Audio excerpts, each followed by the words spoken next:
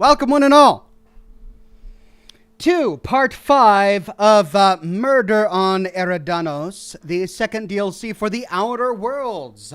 Here I am on a Thursday afternoon, and I've got a free moment of time for a quick live stream, so I figured I'd hop on to play the latest DLC for the Outer Worlds with everybody. Don't know if we're going to be able to finish it today. Maybe, maybe not. But we do know that tonight is Scotch and Smoke Rings, and I'll be playing A Plague's Tale Innocence as we did last week. We started it last week. It was a lot of fun, and we'll be continuing with it again today. Now, as with last week, my live stream will start unusually late tonight after I get the kids to bed, probably between 8:30 and 9 o'clock, instead of the typical 7 o'clock that we're used to on the program. But for today, we've got a couple hours at least to play Murder on Eridanos, and I'm so glad you're here with me. All right, let me get the chats up. There we go. We're live on Facebook and YouTube. Let's make sure. Well, that we've actually got the right broadcast. That's the wrong one, but here we go. We're live on Facebook. There we go. See, that's the right broadcast. Wonderful to see Matthew, Ryan, Jonathan, Zakirin, Kelly, Tony, Cheyenne, and Michael on Facebook today. And, of course, an absolute blast to see all of the regulars and members and Patreon subscribers on YouTube. Jocelyn Ryan, The Third Agency, Darth Knight, Miwi. Miwi, good to see you, Miwi. Been a while, Miwi. But I'm glad you're back. Glenn McCarthy, Eric the Red, Brett Buss, Matt Rowland, Gertie D, Slatty Bardfast with a gold derby. Sean Fornango with a gold derby. Julian Z with a gold derby. Sarah Beauty Tips, Edward J, Automatic Beats, Barry LeCount, Chitinator, Wayne Azing, Phil, Uncle Matt 2, Melina Richards, John DeGiem Bernardino, Michael Mosky, Dirty McCormick, and A. Mike became a bronze ox. Thank you very much, A. Mike. Douglas Delegard in the chat today says, hey, ox. Hey there to you and to all. Hey right back at you, Douglas. Always a pleasure to see you. And then Sean Fornango says, I got my job back before COVID. Oh, awesome. The job you had before COVID, you got back?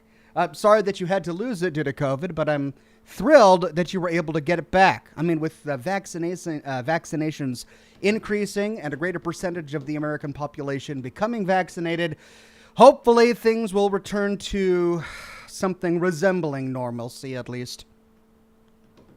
So that's great news. Glad that your job is coming back. Stelios on Facebook says, hello, man. How's it going? It's going very well. How's it going with you? Hope you're having a good time. You're in for a good time if you're watching my broadcast. Matthias on Facebook says, hi from Sweden. Hedo, varsågod. Du bra? Ja, jag också bra. I think I got those mixed up. Melina Richards says, we missed you lots, Oxhorn. It's not been the same without you. Well, thank you. Your words are extremely kind, and I appreciate that I missed, and I'm sorry that my schedule is so chaotic right now. But I'm hoping things will become a bit more normal in about a week and a half. If I were a betting man, I would say things would be returning to normal in about a week and a half. But don't hold me to that. I said if I'm a betting man. It is, after all, a gamble. Phil says, I agree with Melina. Well, I'm so glad that I'm able to be live right now. And then John DeGiem Bernardino says, hey, Oxhorn and all. Just had to brag really quick. Finally, after 6 months of waiting, I just got my RTX 3090 at MSRP. Hashtag screw scalpers. Congratulations, John. You've got me beat. I've got RTX 2080 TIs in my editing rig and then in my streaming rig. So you've got me beat, my friend. You could probably play Cyberpunk on medium quality. Did you see what? Yeah. Sorry, that was low. I almost apologize. All right, let's get to the world. Come on. I hate it when I have the wrong tab active. Back to the game.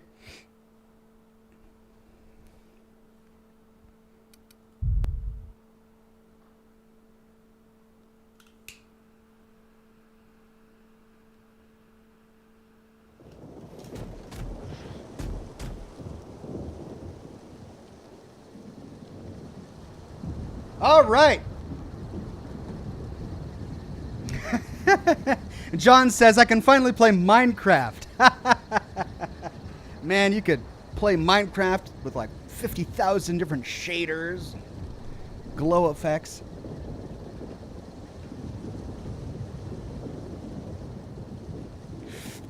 By the way, I did wash my tankard this morning. It's washing now, so hopefully I'll have it back in time for tonight.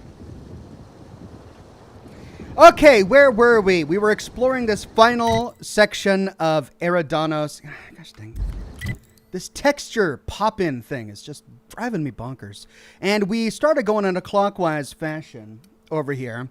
We completed the quest at the Hermit's Cabin by siding with him. Our quest log to find the profit of profitability or productivity or profitability brings us to this location here, and it appears to be a cave at the base of this tower.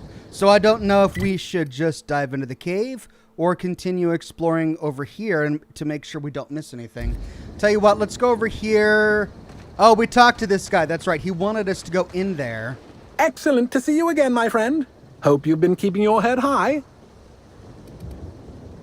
I'm still looking for more info on the holy caves. Worry not on taking your time. I can more than handle anything the Reserve might attempt to hurl my way. The associated paperwork, however, could be more daunting. So we're here to explore the holy caves on his behalf. Let's see if he's got anything in his tent. It's just a bathroom. Anything on the other side of this fence?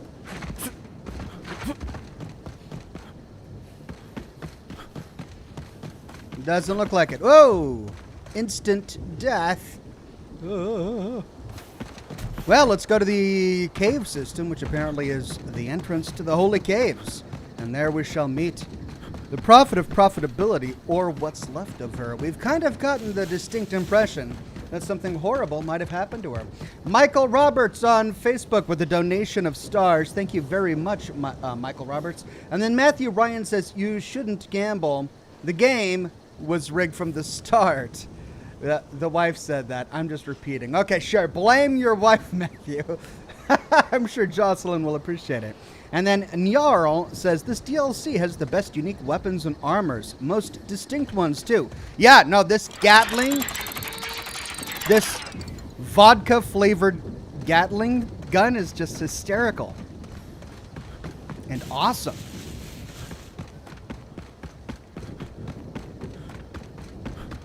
All right, so it looks like we can go around the cave system.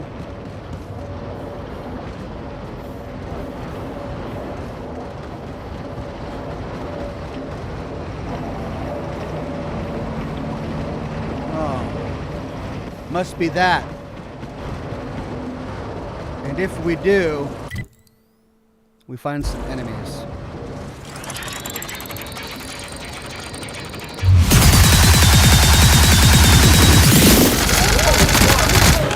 And here's a little trick I learned in prison. One order of frickin' fan coming up. It has no neutralizing effect on that toxin.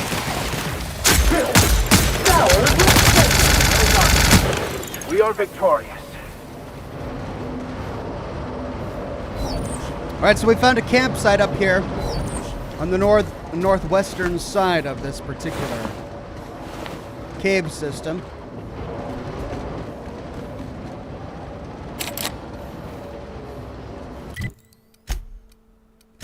Doggone it.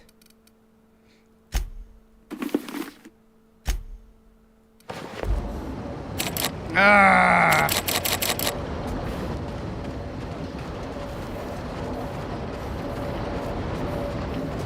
Why?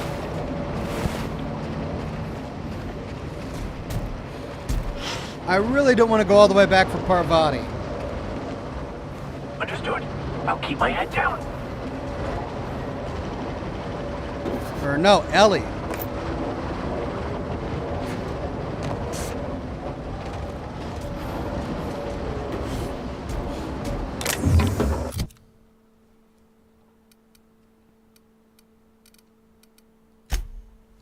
Oh, that's right. I can take drugs. Weapon sway, nicotine. Let's see. Companion ability cooldown. Personality attributes. Perception and charm, though. Health regeneration. Health regeneration. Body attributes.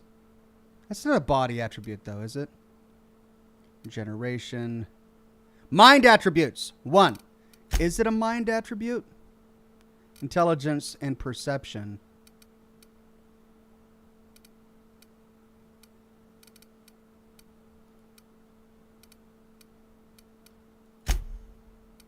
What does it fit under? Lockpick. Is it a mind or a body? Would it be under dexterity because of body?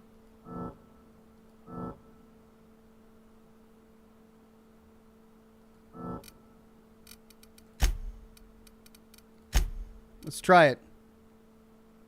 No, it's charm plus 2. That's... Okay, we know it's not charm. So that's a negative to mind and dexterity, but a plus 2. Oh, wait, it's a negative 2, but then a positive 1 to mind. Okay, so then what's this? This is mind plus 1. Let's try it. Whoops.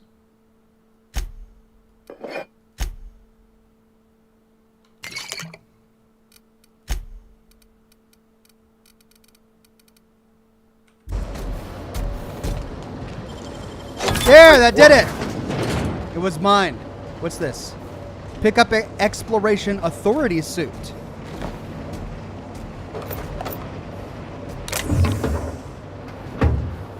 What's an exploration authority suit? Tech skills plus 15.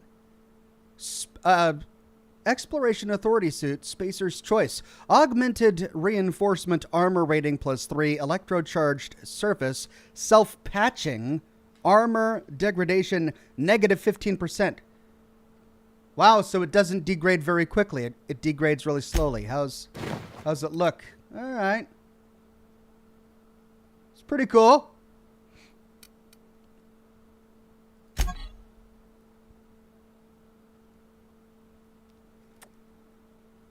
Tech skills plus 15. Well, it's the best tech skills item we've got so far. That's dialogue 10. That's tech skills 5. It beats that by a significant amount. Well, I can't wear both of them, so let's break this down.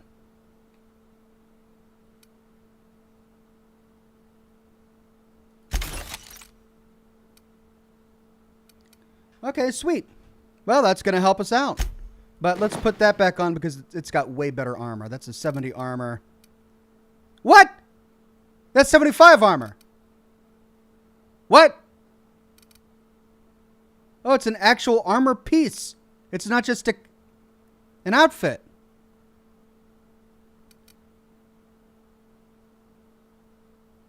Oh, and I had a stealth skills minus 5 while I was wearing it. I forgot about that. Wow. Oh, that's better than what I had. Holy cow. Well, no wonder it was behind this really... Wait, that's 81? What's going on here? Why is this so low? Is it due to... Oh, I need to repair it. Okay, maybe I just need to repair it. Well...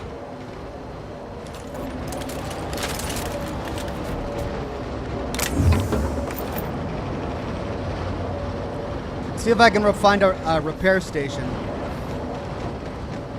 So this is a dead end. We've got some sort of coconut husks that are up on their ends, or maybe the backsides of geodes. And it's blocking us off from continuing all the way around. So let's go into the cave.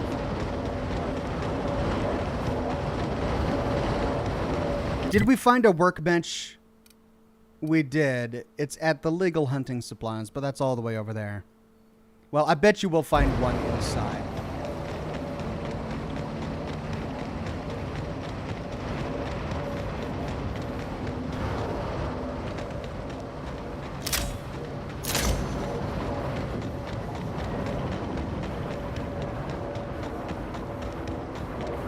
Bunker assessment. Overdue for cleaning. Initiating emergency deep clean protocol authorization code Apastron 5. Thank you, Sam. I miss Nyoka. I should probably grab her later on.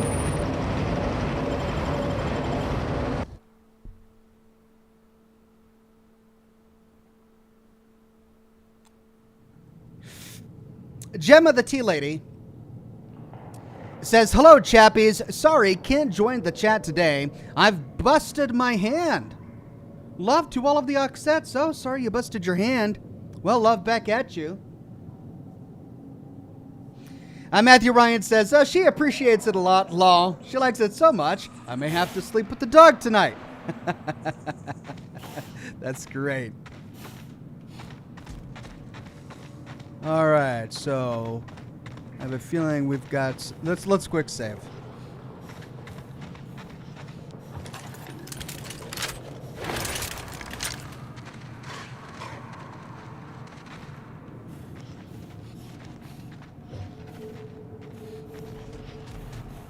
Because nothing says sneaky than shotgun to the face.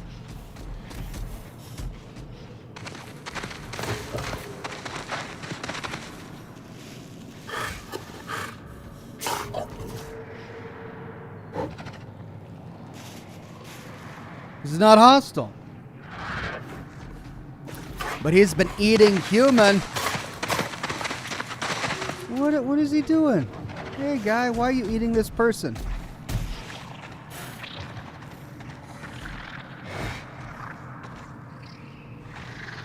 Canid host. So these canids are not hostile. Looks like there's a bit of a loop here. The parasite's not hostile either.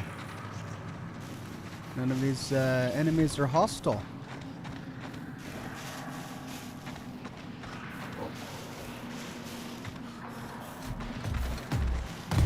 I wonder why that could be. Or if it's possibly an oversight.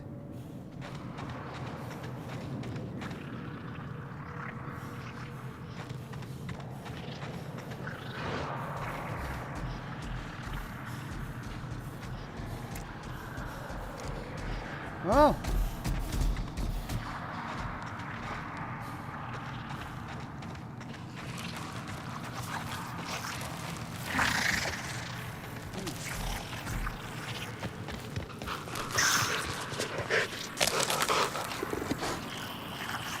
So they're not hostile. They're busy eating on bones and all sorts of stuff they're finding in this cave. Looks like there was a path off to the north, but let's go around up here real quick first, see what we can find. Oh, well, there's an elevator. It looks like we found an abandoned campsite. Parasite egg pod. This vaguely gelatinous egg pod contains a parasite native to Eridanos, still in its larval stage. The egg pod pulses at the touch. I have a feeling that may become important later, so I'm going to go ahead and loot it.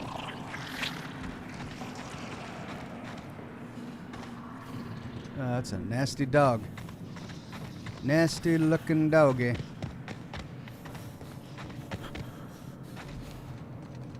Ammo.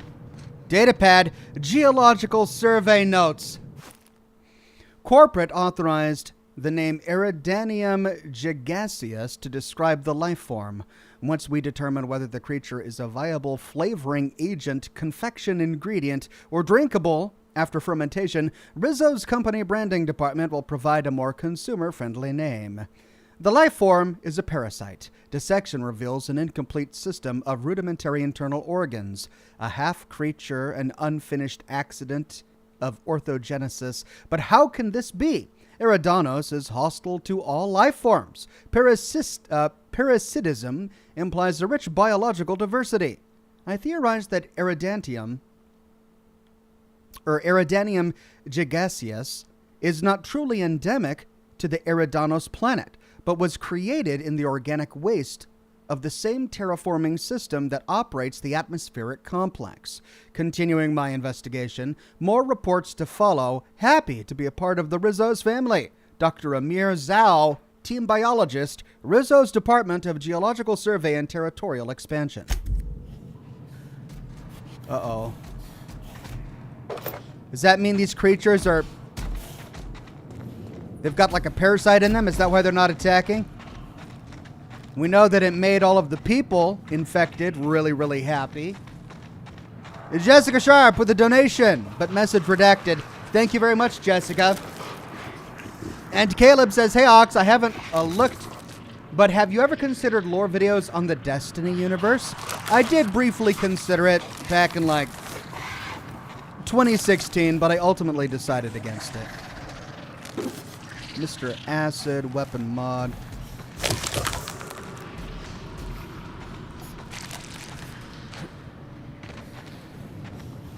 Oh, and now I'm encumbered, aren't I? Does putting this on help? Yeah. Okay, so we've got elevator here, but there's still a portion over here that we have yet to explore. Ranker says, hey Ox, I downloaded the update for Disco Elysium Final Cut, and it's 15 gigabytes. Looks like they added more than just more speech. You should do a second run. It's definitely tempting, but I have played through it once already on the broadcast.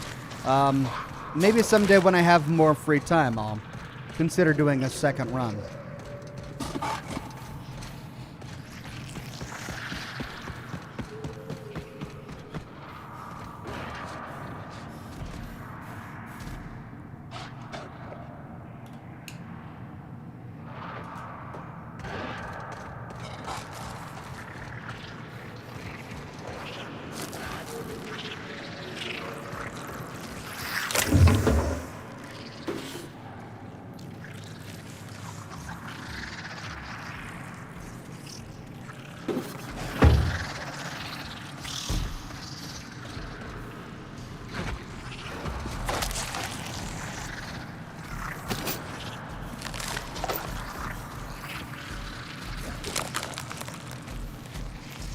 Lab Protective Monocle. What's that?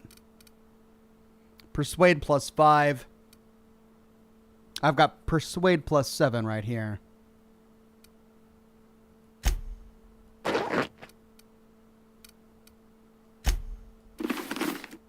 Okay, so we don't need that.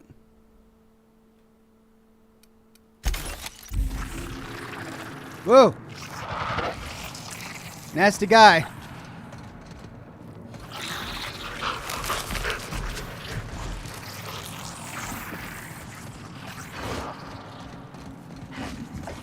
Grenade launcher 3. Geological survey notes. Discovered several fascinating qualities of Eridanium gigaseus. First, the parasite's internal biology is, for lack of a better term, highly modular. An elaborate system of organelles, nerve endings, blood vessels, and hormone receptors exist inside its flesh. When attached to a suitable host, the parasite behaves like a biological extension. A metaphor. Imagine shoving a bypass shunt into a terminal. The shunt is the parasite. The terminal is the host. Second, the parasite's nervous system houses a string of kernel-like cells capable of receiving and transmitting neurons. What are the implications? Thought manipulation? Thought control? Third, I've noticed an ambient reverberation in the parasite's nervous system during periods of intense electrical activity in the Eridanos atmosphere. The larger specimens display a greater sensitivity. There is a direct correlation between the complexity of the parasite's nervous system and its size. Fourth, there seems to be no upper limit to the size of these parasites. I theorize that these caverns may have housed a particularly large specimen. In accordance with company policy, beginning taste/ingestion test now. May the law protect my atoms. Shit. I think this poor guy knew exactly what was about to happen to him. But for law's sake, he went ahead and did it. Dr. Amir Zhao, team biologist. Whoops. Well, I wonder what exactly happened to him. Oh, God. Let's keep exploring. I mean, we're finding lots of human bones around here.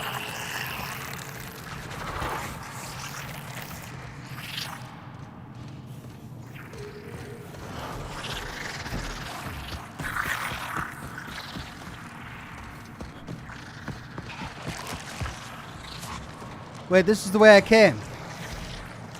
Oh, it's the no way out? Oh, it's a dead end. We gotta go down the elevator.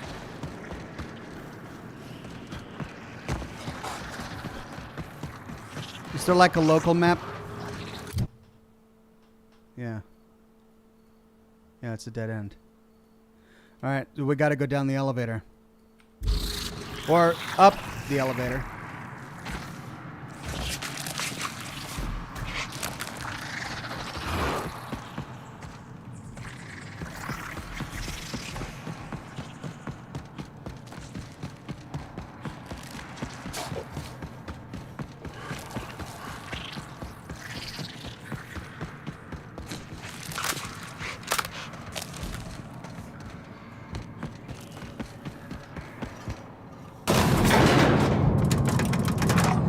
Jessica Sharp says, "Hey Ox, I accidentally deleted the last message. Can you make Buff Canuck 83 a mod, please?"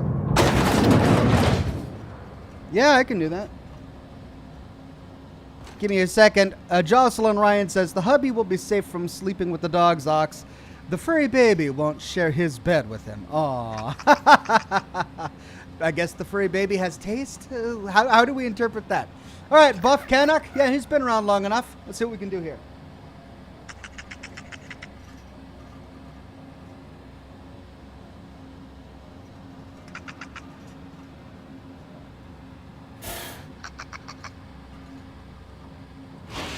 Welcome, Buff Canuck, latest moderator on the Oxhorn chat, and thank you for his nomination, Jocelyn Ryan. All right. What have we here?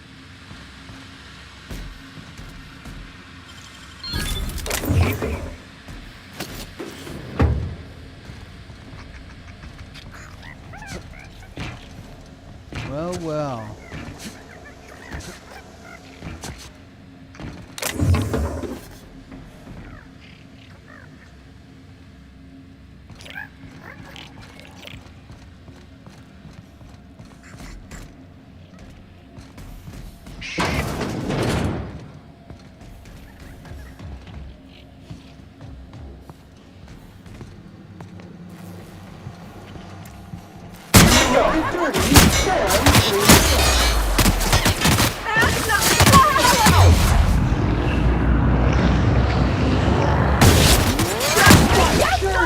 Clean up the competition.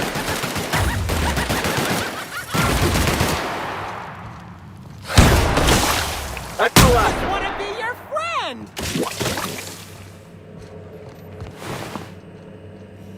Ooh, they're throwing purple berry grenades. All right, we've got a dead guy here. Rupturing host with another geological survey notes.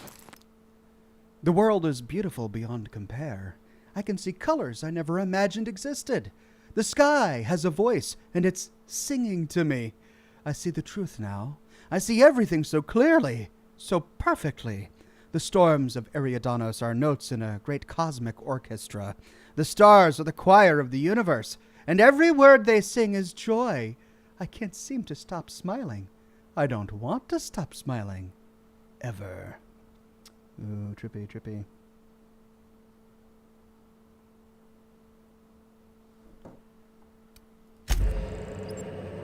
Screen Ox. Oh, did I forget that? I'm so sorry. Got it. Screen. All right.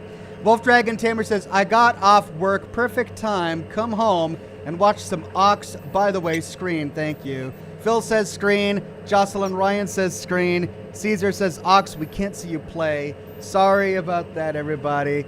Basically, what I did is I was over here. I looted up. I rounded this corner. I saw a guy standing in the corner over there and a few guys standing over here. We opened fire. We killed them. Then I found this body lying here, and he had a note. And that's what I just read. It was the poetry about being so happy and not ever wanting to wake up. So that's all you missed. Sorry about that.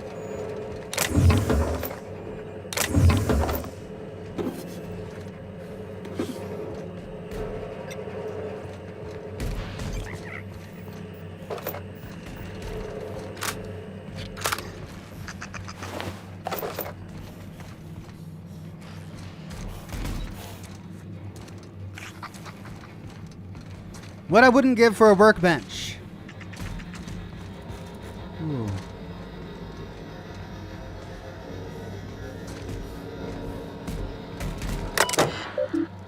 Experiment logs database. We can view the lab notes. 556 entries found. Warning.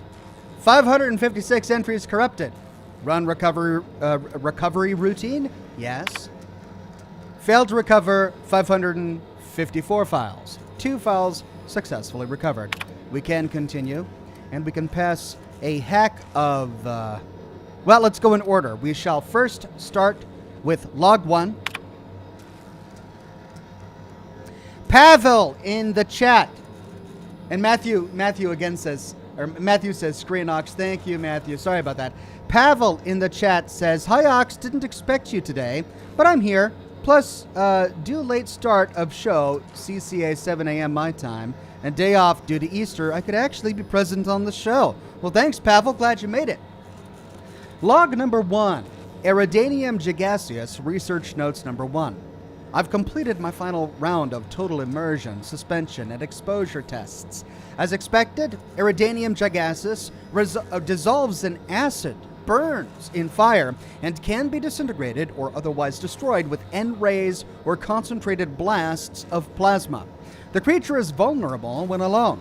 However, bonding with a host evokes intensely protective behavior from that host. Safeguarding the parasite becomes the host's primary objective, even to the point of aggression and violence. The creature also seems well suited to long-term hibernation and immersion in a liquid suspension. Water and low-grade alcohols preserve the creature. Its metabolic systems, such as they are, slow to a halt. Once exposed to a host, the creature emerges from its dormant state and immediately attempts to attach itself to the host's nervous system. Long-term dormancy in an alcohol solution may prove useful to corporate. I'll prepare my report tomorrow. So this is what's at the bottom of all of the bottles of Spectrum Brown? This parasitic host that lies dormant in alcohol, only to wake up in your stomach? Ugh. All right, that was log number 1. We can pass a hack check of 65 to access log number 2.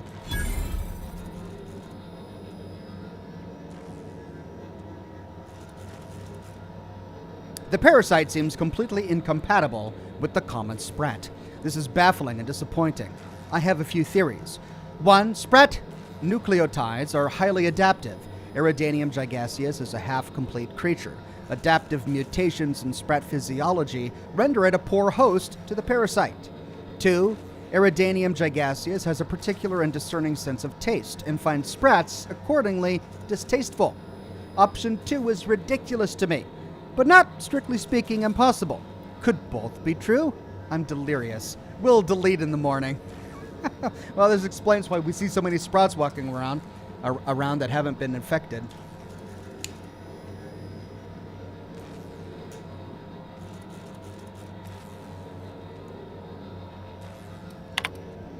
Access log 3.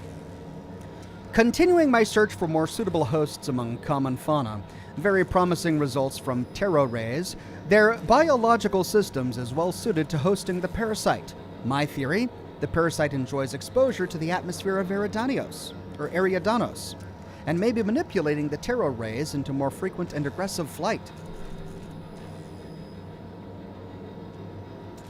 In every case, the parasite successfully manipulated production of hormones in the host's brain. I don't know how yet. The implications of a parasite manipulating its host troubles me. Its nervous system is exotic and difficult to understand. I can't quite shake the idea that the parasite does not require contact with its host in order to influence its behavior. A suitably large and complex specimen may be able to manipulate the mood of a sentient creature by proximity alone. Maybe. Possibly. These ideas are unscientific and founded on my own anxieties. My nightmares have been muddying my thoughts. Should seek treatment soon. Poor guy.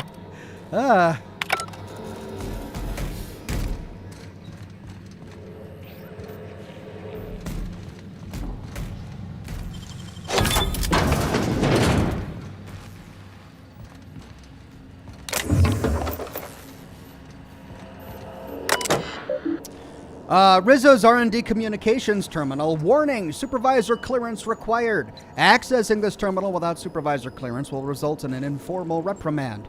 Rizzo's requires that any informal reprimands must be brought to the attention of your supervisor and will result in a formal reprimand. Happy customers are repeat customers. We can open the last query. From Human Resources Division, Rizzo's Corporate, to A. Zhao, subject Notice of Expiration. Dr. Amir Zhao, this is to inform you that Rizzo's has been notified of your expiration due to one or more of the following causes. 1. Violent physical trauma. 2. Accidental encounter with local fauna. 3. Severe physiological reaction to company and company-adjacent products. 4. Destruction of company property. After careful review, Rizzo's Office of Human Resources has approved the dissolution of your indenturement contract. In accordance with Rizzo's company law, your closest living relatives will be rewarded the following. 1. Regulation size crate of Rizzo's Spectrum Brown to be delivered within 6 to 8 weeks of product launch. Please note that as a gesture of gratitude for your service, your shipping and delivery fees have been waived. Your work on behalf of the Rizzo's Geological Survey team has proved invaluable to the development and upcoming launch of Rizzo's Spectrum Brown. Thank you for being a part of the Rizzo's family. This is an automated message. Responses to this message have been disabled. Right, responses from the dead. You literally just wrote a letter to a dead guy, thanking him for his work that killed him. Oh my God. Query supervisor clearance. Supervisor clearance has been granted to Q. Ludovico and A. Zhao. Please note, in accordance with Rizzo's company policy, supervisor clearance is a privilege, not a right. Clearance may be revoked in the event of gross misuse, behavior contrary to Rizzo's company values, or dissident adjacent behavior. What was Q. Ludovico doing with supervisor clearance on this terminal? Well, we can pass a hack check of 45 to find out by accessing the usage records supervisor clearance. Error. Data corruption detected. Usage records inaccessible. Now generating error report. Error. Error report corrupted. Failsafe protocol activated. Now dumping memory contents. Dump successful. Access? Yes? Now printing memory contents. We could try to pass a perception check to try to identify a pattern, or we can pass a hack check of 65 to isolate a passcode. Sorting by linguistic significance, isolating possible matches, match detected, isolating passcode, isolation successful, passcode Cavill 4620. We can memorize the passcode. Cavill 4620. Cavill 4620.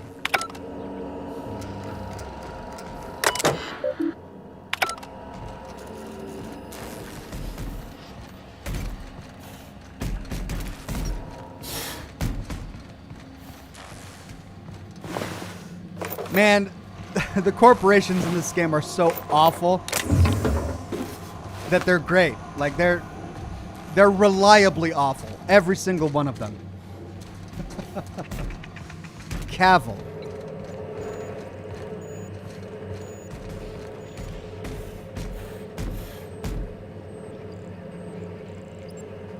Matthew Ryan says, I can't speak for the dog's taste, but he allowed me in the house to start with. Well, good on the fellow. Maybe he likes part of you.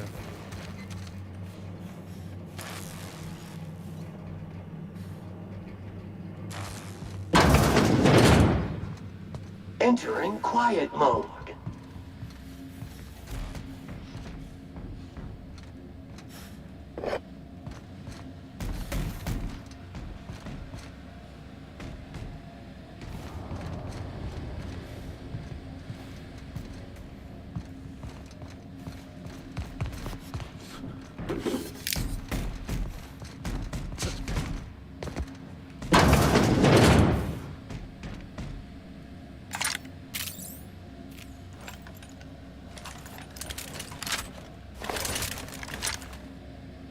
Where's my sniper? Oh man, I need to drop off all these weapons. Gosh, I should have just gone back to my...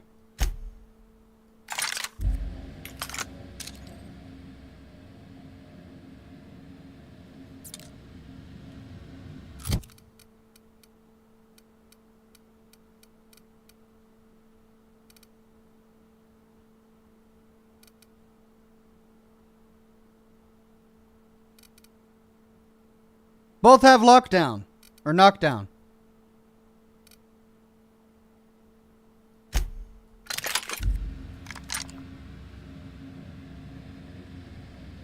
Let's try this one.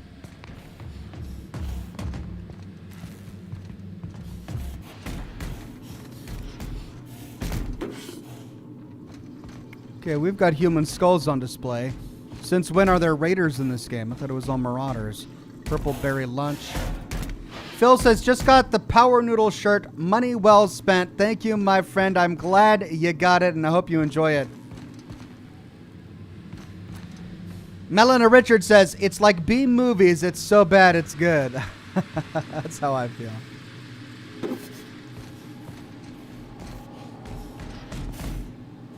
So all of this is set to own, which means...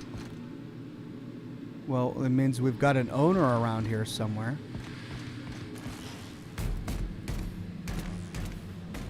Julian Z says, Ox, you don't need to memorize the passcode anymore. You were meant to come here first, the Slug spaceport, where you would have used the code to access the constabulary terminal and see that Ludovico tampered. Oh. Gotcha.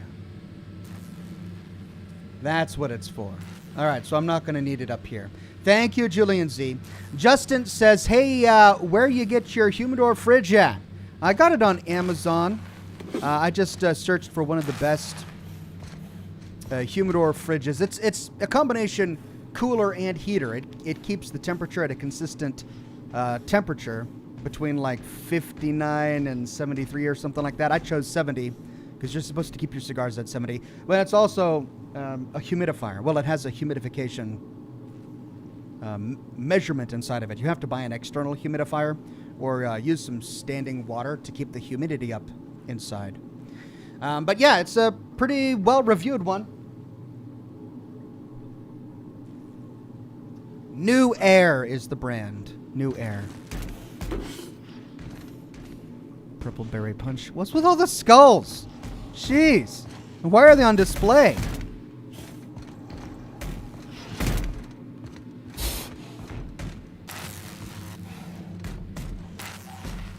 Elia Mason. Well, I'm glad I didn't just open fire.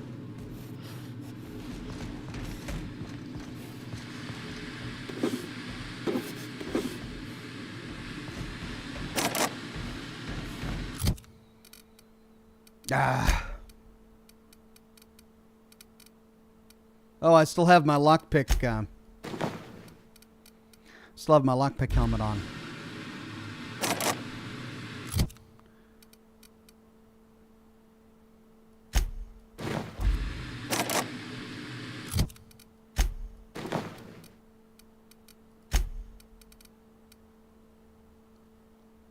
Personality. Personality. Jeez.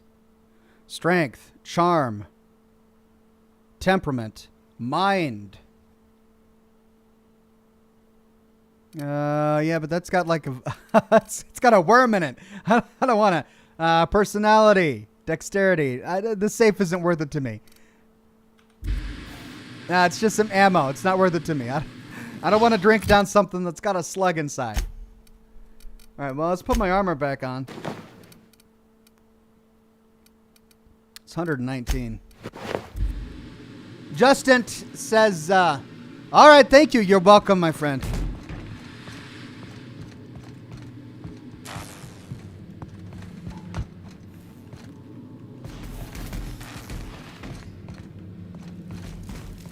There's a freaking campfire in here. What? I mean, are we straight up post-apocalypse now? Got a campfire inside an underground structure. Alright, she doesn't appear to be hostile.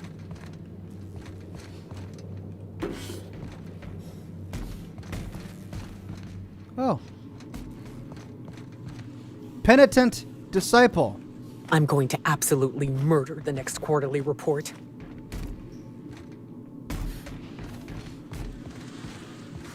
Okay, so this prophet of profitability started a cult. Great.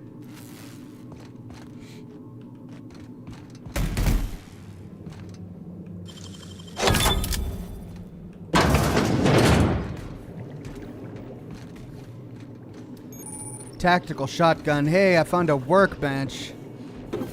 Mr. Power. Mag 2 power. Ooh. Notes. Project and notice. Notice to all employees working in the Holy Caves. We regret to inform you that this atmospheric complex now belongs to Sublight Underground. Under the terms of our new intercorporate agreement, all Rizzo's employees remaining on the complex will be viewed as corporate spies by Sublight Underground. While you remain here, you will not be under Rizzo's protection. Nor will you be paid for any continued work. Please report to Rizzo's property for processing. Failure to comply will result in termination, either by Sublight Underground or by Rizzo's fixers. Please refrain from misusing company resources to continue to survive. Thank you. Oh, God.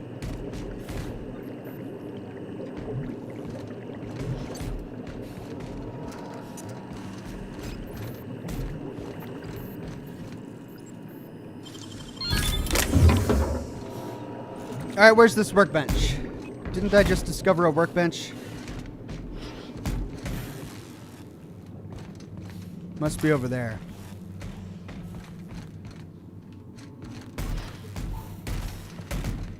Using the promise of transcendence to lure profit seekers.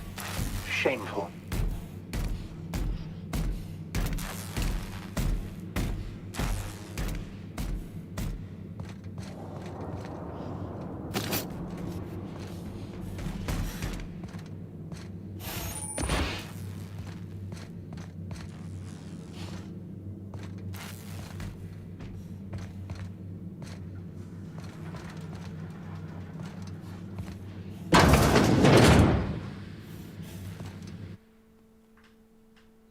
Prophet Disciple Daily Schedule. 5 a.m. Awaken. 5 to noon. Praise the Prophet and listen to the Prophet. Noon to 2. Sweat House Meditation. 2 to 2:02. A 2-minute lunch. 2:02 to 4 p.m. Hot coal training. 4 to 5. Stomach purging. 5 to 5:02. A 2-minute dinner. 5:02 to 6. Stomach purging. 6 to 8, medical attention, of course. 8 to 10, clean the retreat. 10 to midnight, beatings by the prophet. Midnight to midnight, oh, what? Midnight to 1 minute past midnight, free time. 1 minute of free time, a total of 4 minutes of food intake. No breakfast. 12:01 to 2 a.m. Disciples' choice. Self-flagellation. Meditation on productivity. Followed by no food the next day. 2 a.m. sleep. Wow. Alright, so we got something down here.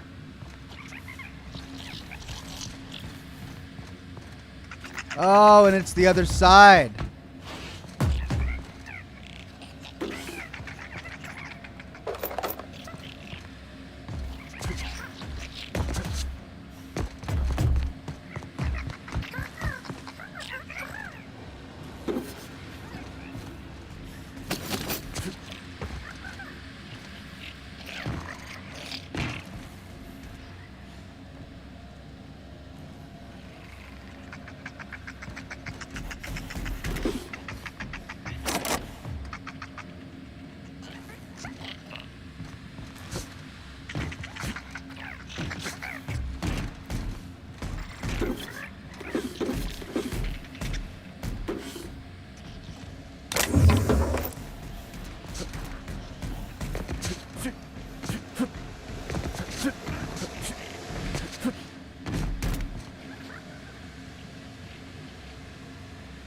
What? Precision spectrum magnification monolens. What is that? Engineering 5. Engineering 5. So it's essentially what I have already.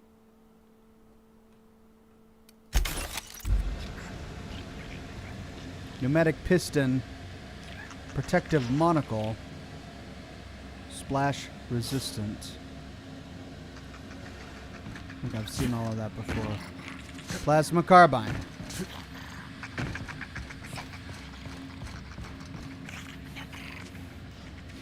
Well, let's see what we can get from this profit of profitability. Brian Sanchez says, what you did for average baiters was awesome, Ox. We rated his stream and donated. I donated as much as I could. Yeah, I forgot to talk about it. I was so thrilled to see my community raid his stream and help the guy out. So for those who missed it, I think it was yesterday or the day before, my days are all jumbled together. Anyway, Average Baiters, a Fallout YouTuber, around 200,000 subscribers or so. He was doing a live stream saying that things were kind of difficult for him. He's been having a hard time getting his content noticed on YouTube, you know, the pandemic, you know, just life in general. And so I just, you know, some of his viewers emailed me and, you know, asked me to help out. And so I tried to promote his stream and tried to send him some love. Because, you know, we Fallout YouTubers got to stick together, you know? This game franchise that we love. We're all in it together. All right, Prophet. Wow. Going all medieval here. Is that the Prophet? Hello. Welcome to the Prophet of Profitability's Private Prosperity Retreat. Stay positive, and soon all your humors will be balanced. At least, that's what I keep telling myself. Anyway, I'm Aaliyah Mason. I work as the Prophet's right-hand woman. What can I do for you? Oh, I should have put on all my dialogue gear. I forgot about that. What can you tell me about the retreat? If you felt imbalanced and unproductive, linger in your malaise no longer. We have all the amenities and practices for calming the ill humors strangling your potential. Sit for hours in our sweat house and sweat them out. Or stand amidst burning coals and feel your productive inhibitions burn away. And remember, think positive. Positivity equals productivity equals profitability. Sorry, we have to remember this poor woman's on 3 hours of sleep and 4 minutes worth of meals and free time. Do you know the Prophet well? Of course. I've been studying under her for years. I know each of her techniques more or less by heart, and even have some variations of my own, such as the quintuple daily stomach purges. She's promised me that I'd be allowed to open my own branch of the retreat someday soon. Someone's a little Of better. course, I've been waiting on someday soon for coming up on 4 years now. I'm sure it's gonna happen anytime now. Scam. Matthew on Facebook says, so how are the fur babies doing, Ox? They're doing really good. Admiral, the poodle, just got trimmed today, so he's feeling frisky and fresh. Chowder got trimmed last week, and he's feeling really good too. For a positivity disciple, you sound a little less than enthused. Oh, terribly sorry if I gave you that impression. I had a cramp. It's better now. I mean, it might be nice if I had a little inclination of whether the prophet appreciated all the cooking and cleaning and hours of meditation I do on a daily basis. But whatever she thinks isn't for me to question. I'll do my best to be more chipper. And then Wolf Dragon Tamer says, is her name a reference to the singer/actress Alaya? I don't know. I'm not familiar with that actress, so I couldn't say. Well, we can say, I was hired to look into Halcyon Helen's murder. I'm going to ask you a few questions. Oh my. Yes, this is important enough for me to delay my bi-hourly self-flagellation. Ask away. The prophet had some kind of feud with Halcyon Helen, right? Yes, the circumstances there are quite unfortunate. For a time, the prophet was completely despondent. Even the hot coal walks weren't buoying her spirits as they usually do. However, we recently had a high-profile visitor whose presence seemed to alleviate whatever the prophet's fears were. Spencer Woolrich? Oh, you must have misheard me. I said high profile, not had profile. Mr. Woolrich comes by much too often to be worth mentioning. Oh, really? Well, who was it? Yes, Who was it?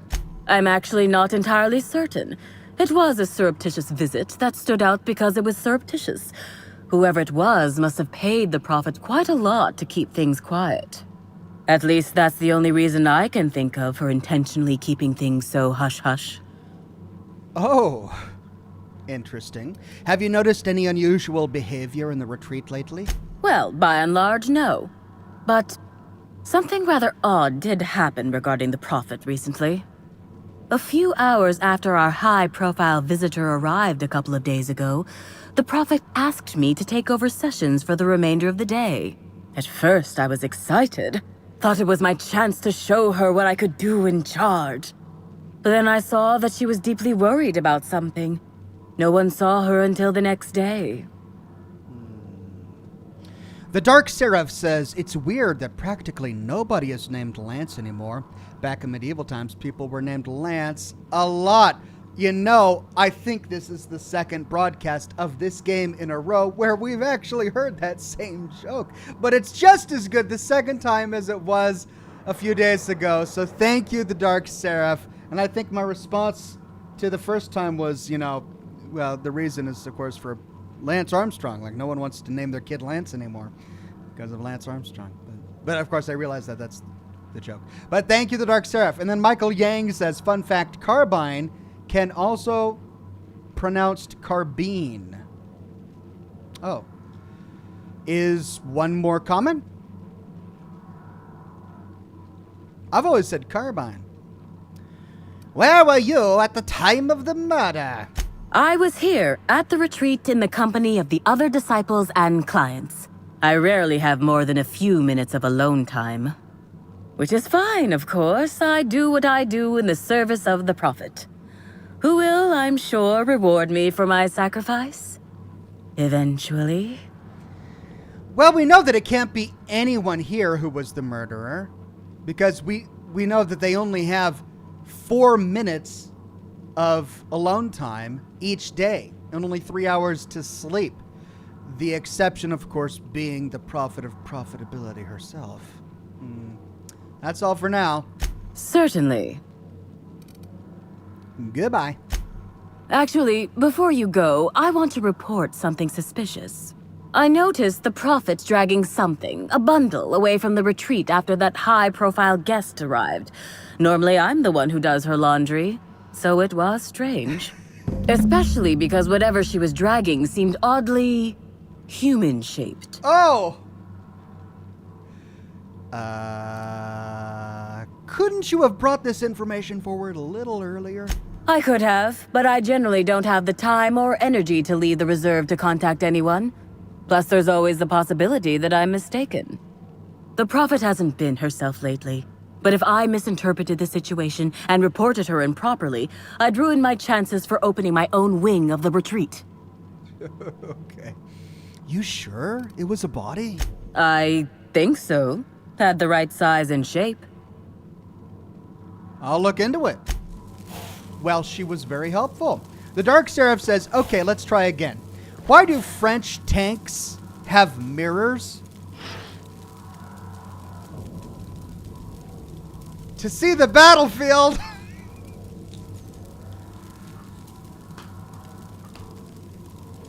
Oh, I hope we don't have any Parisians in the chat today. Think they'd be pretty upset about that. Okay, the Dark Seraph. That's the I haven't heard that one before. Why do French tanks have mirrors to see the battlefield? Ouch. Well done. Well done. By concentrating on profit, I can invite wealth into my life.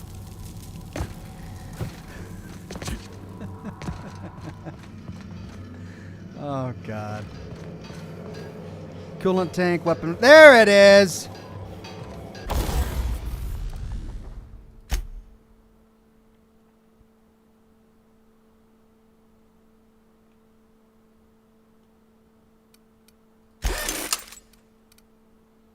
Can I repair my armor?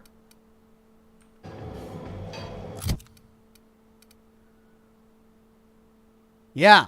All right, so that bumped it up to 119. So it's definitely better than the exploration authority suit. But not by much. I wonder if I could tinker with that. Oh no, it's a legendary item. So I can't do that. Modify. Yeah, none of my armor is... Oh wait, here we go.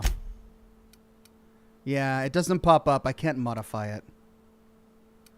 And I can't tinker it, can I? I can tinker it. Exploration authority suit. Wolf Dragon Tamer says, people are wondering if you would consider doing a profile on dog meat. Well, dog meat definitely needs a video. I don't know if a profile would be a good description of the video I want to do on dog meat, because the big question about dog meat is it the same dog meat? Or is it coincidentally another dog named Dog Meat? I have to say, I'm a bit bummed that we find dog meat in Fallout 4 just casually by walking past the Red Rocket, as if he was just waiting there for us to walk by. But then again, it's the same thing outside of Vault. Well, no, it was Vault 101 is where he goes to if he dies. We actually find him at the junkyard, the minefield. There's a junkyard, a scrapyard right outside the minefield where we find him. I don't know. It would have been better if we found dog meat in a different spot. But a video is definitely overdue.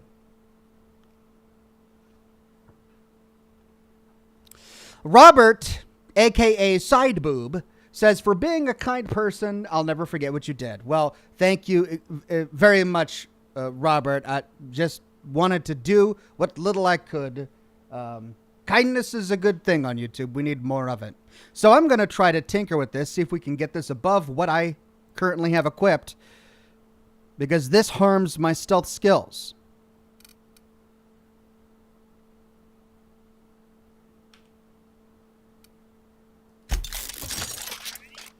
Nine.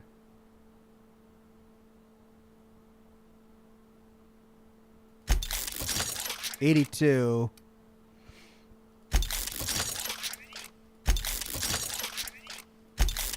It's going to get really expensive to get it up to 119. I don't know if I can do it.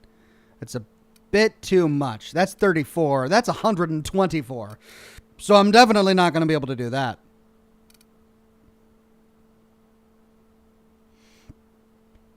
I mean, I could get there, but it would take up all my bits. Let's tinker with the weapons. It would take 5,000 for me to get this up. I've barely touched all in. The pen I haven't done at all. Let's work on the pen.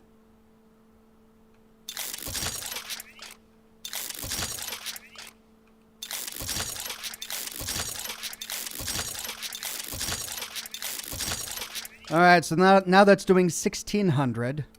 And then where's my energy one? No, that's my light assault rifle. There we go, short circuit.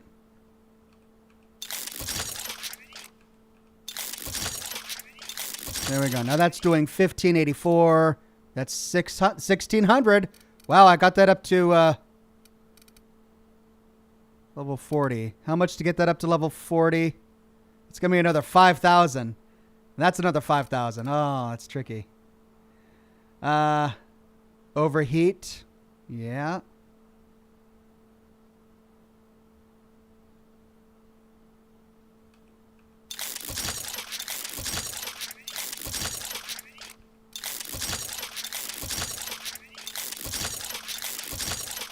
All right, bump that up to 2450. I'm not even using that for damage.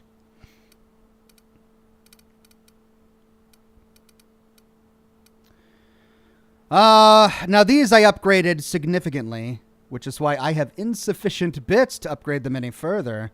Well, I could upgrade that one a bit. But I can't. Could I upgrade this? Yeah. I haven't tinkered with it at all.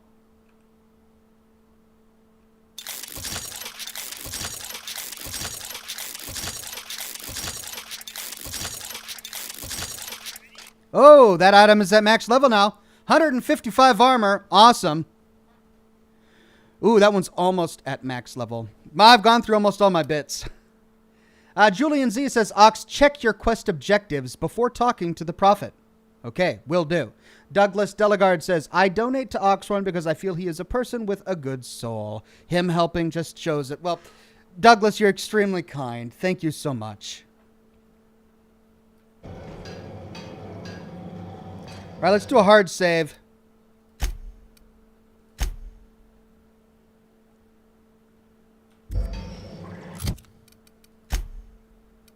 Okay.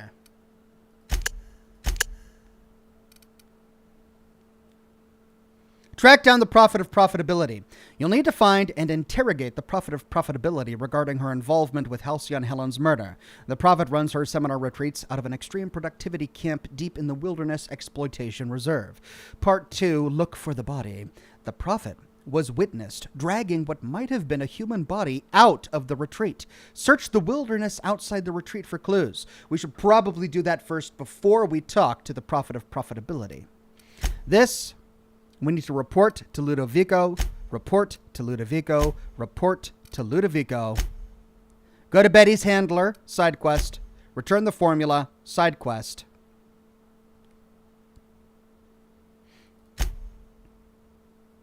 Return the data pads.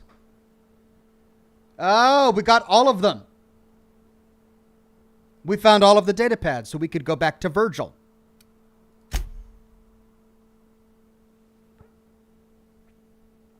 We still haven't found the keys. All right, so before we talk to the Prophet, I want to find that body.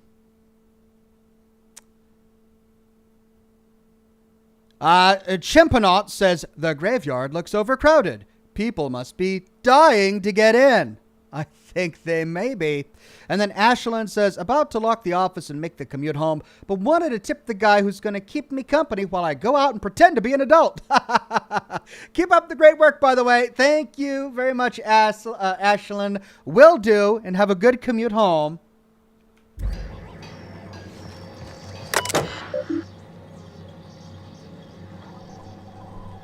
Prophet of Profitability, Private Meditation Terminal. Welcome. If you were in search of a seminar, please speak to the Prophet of Profitability directly. The messages on this terminal are private. Should you read them, your humors may be thrown off balance. Is your curiosity worth the loss of profits? Yes. We can view messages. In the first one from Ruth Bellamy to the Prophet of Profitability. Prophet, I've talked with my agents and they've told me that what I said about your seminars regarding not taking them actually lost you about 30% of your revenue for the next 3 months, with future losses projected.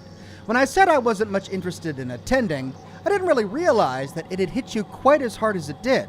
Guess that's the price of stardom. Everyone listens a little extra to everything you said.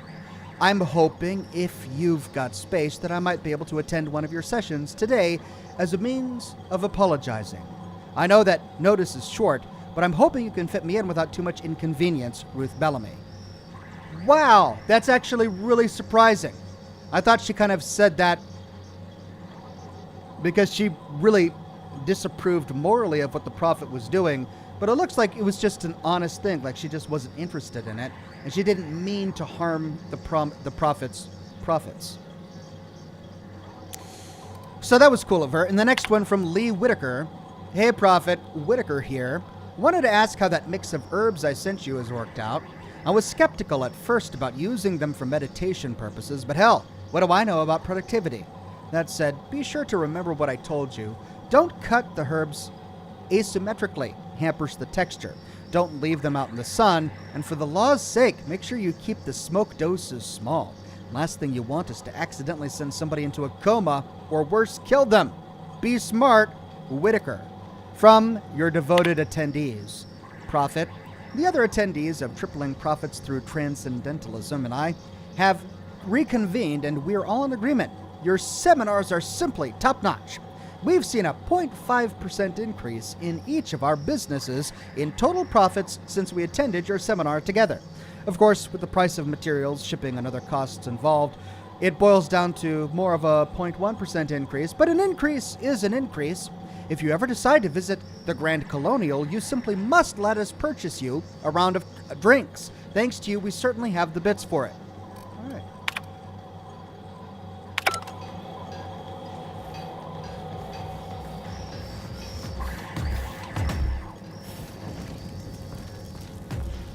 So there's the Prophet in the tent. Michael Yang says carbine is the correct pronunciation. I can feel my inner negativity seeping out of me. Breathe deep the fumes of revelation. Is he jogging? She said I must burn away the old me in order to be transformed. I can feel myself burning already. Don't drop dead, please. Just please don't drop dead. Michael says carbine is the correct pronunciation. Carbine is also fine to say and is more common among folk who are less educated on firearms. Well, that's certainly me. I'm definitely not a firearms expert.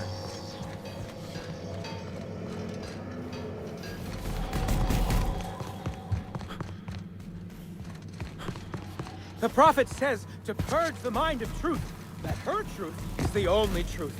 Facts serve no purpose in the pursuit of... Okay, looks like that's it for this place.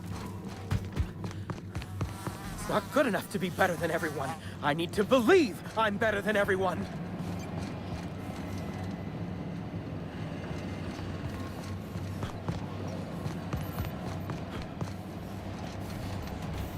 Let's go find that body, then we'll come back to talk to the Prophet.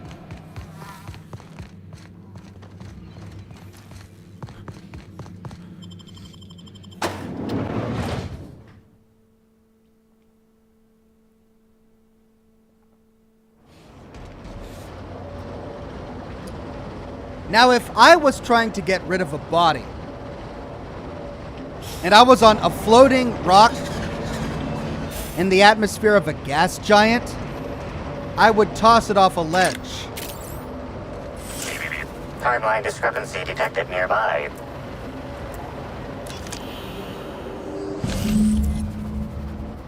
A semi-recent set of tracks in the dirt stands out from the dead leaves and those made by passing creatures. Identifying human footprints leading out into the wilderness. It is unusual for productivity disciples to wander more than a few feet from the camp.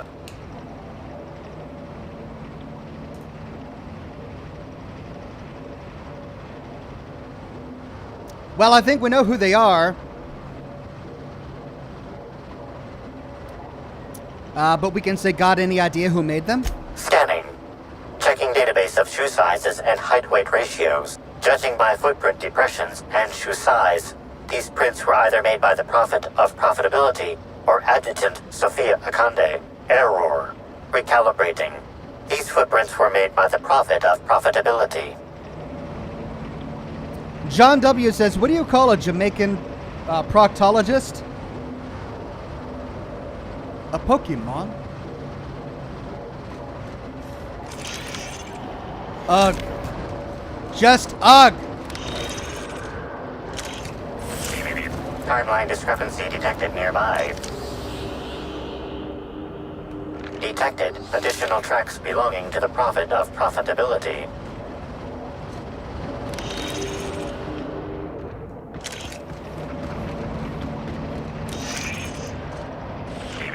Timeline discrepancy detected nearby. Detected additional tracks belonging to the Prophet of Profitability.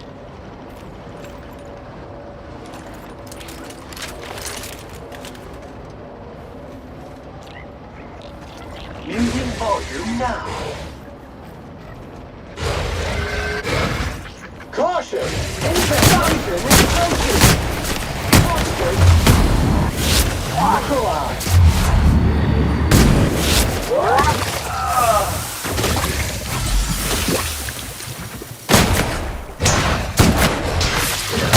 Resuming passive mode.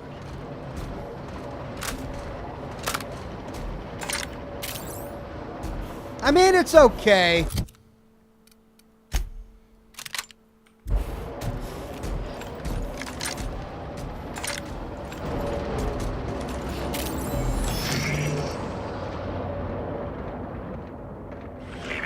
Timeline discrepancy detected nearby. Detected additional tracks belonging to the Prophet of Profitability. Ron G says, hey Oxhorn, you've got a birthday in the house. Happy birthday to Ninja4187. Happy birthday, Ninja4187. Glad you decided to share it with us today. Why would she bury it? Timeline discrepancy detected nearby. Why would she bury it? She's on a floating piece of rock. Why not just dump it off the side?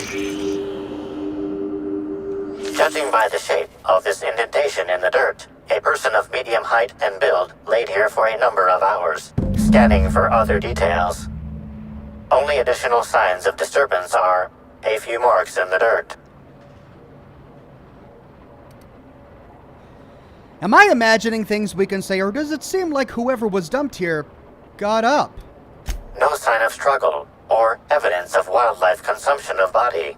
Suspected likelihood of user correctness, 86%.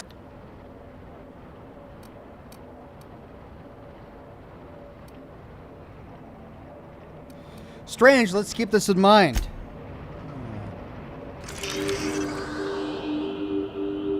Why would she lug a body out here just for it to get back up?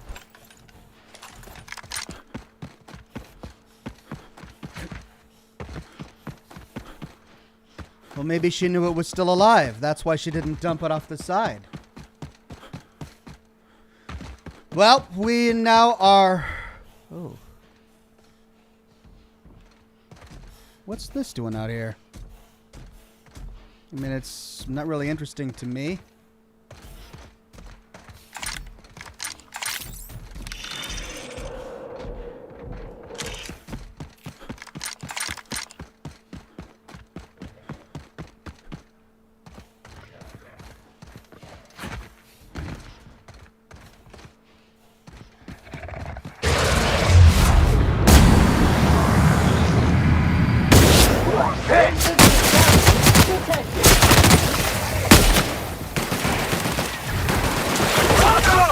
Good news, customer. All germs and contaminants have been neutralized. You all right, Vicar? Good news, customer.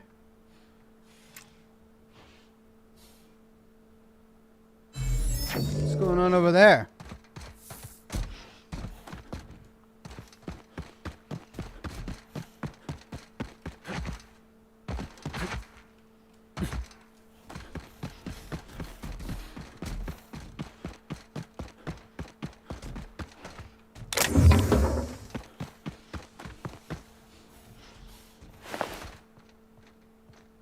Dead hotel guest's keycard.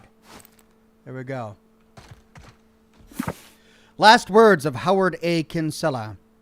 Though my words Though my wounds are fatal, I, as a Byzantine, must face my death with the same dignity with which I lived my life. I hereby enclose the events leading to my demise. A tragic turn of fate separated me from my guides. The duo fled as our party encountered a single raptidon. The cowards. I, however, drew my rifle and felled the beast, but not before it sank its teeth into my flesh. I imagine I must have been the finest thing it had ever tasted in this wretched place. Perhaps my guides will find me before I pass, though I doubt those simpletons could find their way out of a cardboard box. I believe their names were Larry and Bell, or something similarly mundane. To whoever finds this, please carry out my final wish. Pass on my rating of 1 out of 5 stars to the Grand Colonial. Guides were very unhelpful. Sincerely, Howard A. Kinsella. In his dying breath, he writes a TripAdvisor review. Of course. Well, I don't think I want the long gun.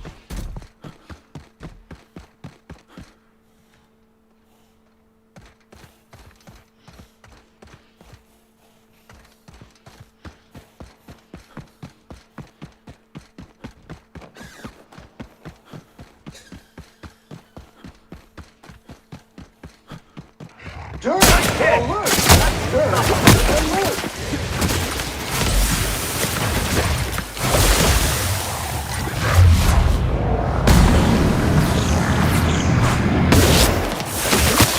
Area has been sanitized. I like this one better. Alright, so there's something over there. Let's go see what those guys wanted. Or let's see what those... Ooh!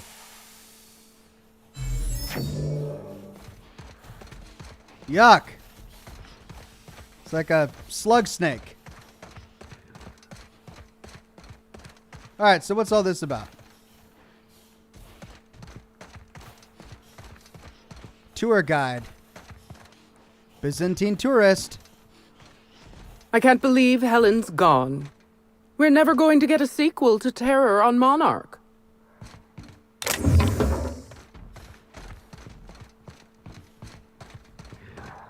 Alright, so these ones are actually being guarded.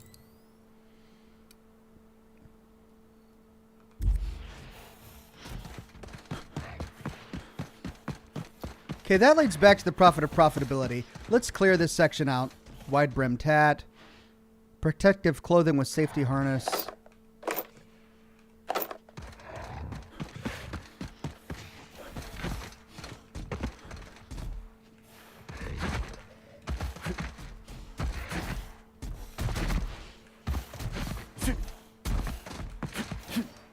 I want the bits! Alright.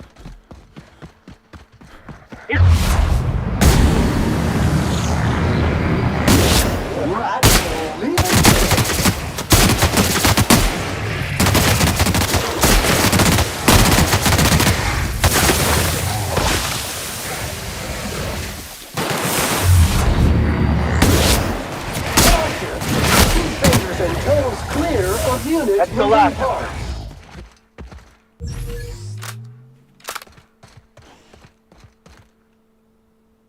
Understood. On my way.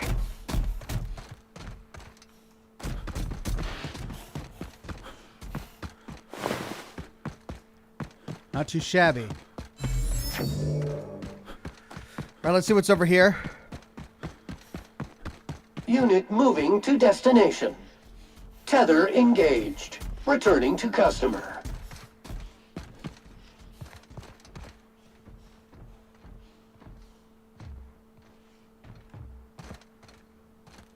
It's almost as if something was buried there.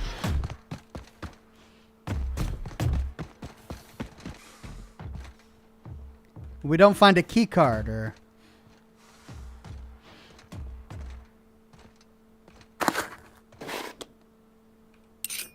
Huh.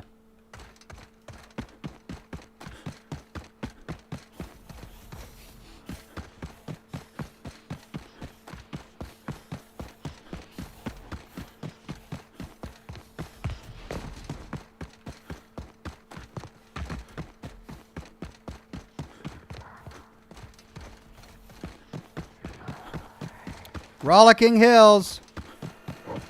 Nice fake desert. Here we go.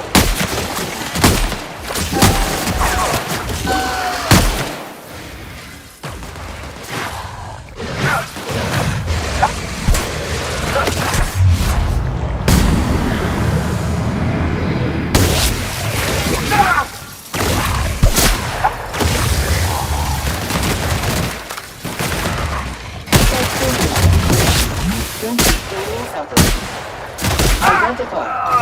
This object is an organic in Oxhorn.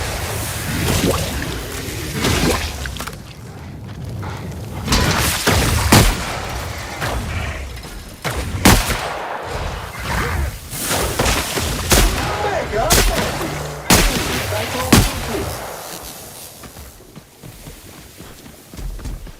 Well, Max went down for a bit there, but we got through it. Jeez.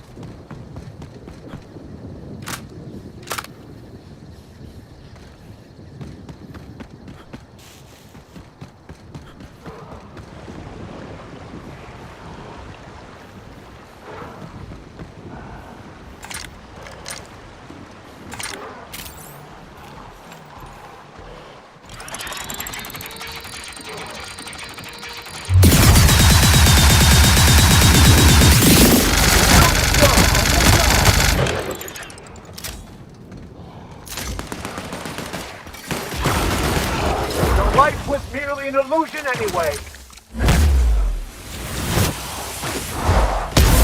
Sanitization incoming.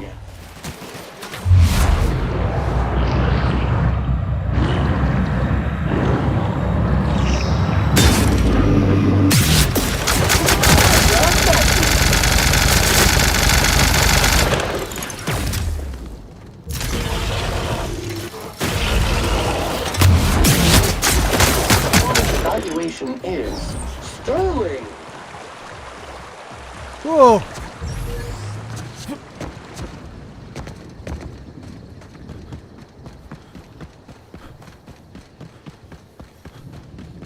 Right, well, I think we're getting lost in the woods here.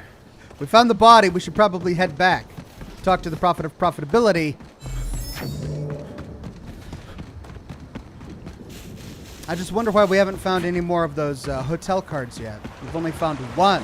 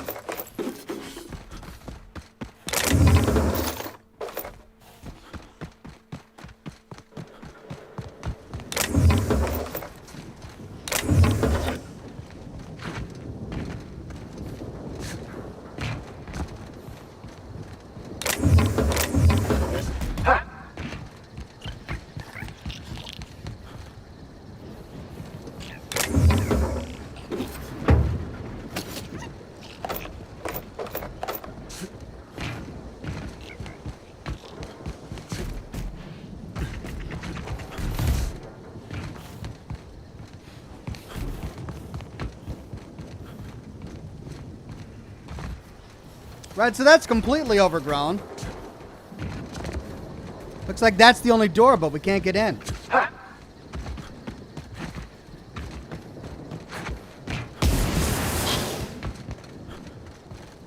Huh.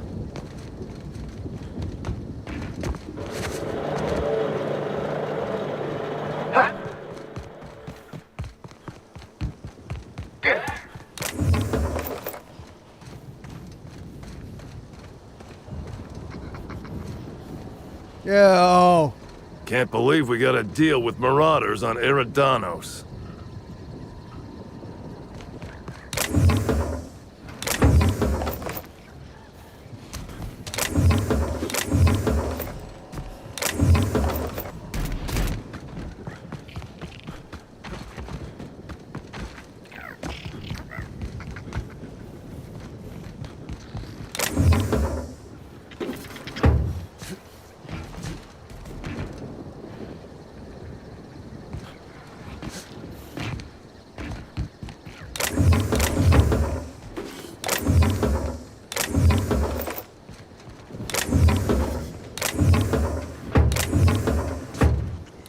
like that's it for this structure as well. So mostly just set dressing. These areas.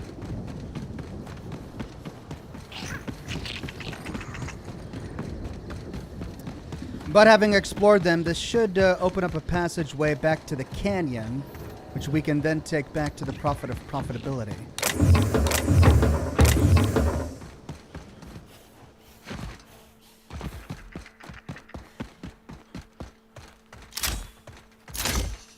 Yeah, that leads back to the canyon. Oh. Ew, are those the parasites?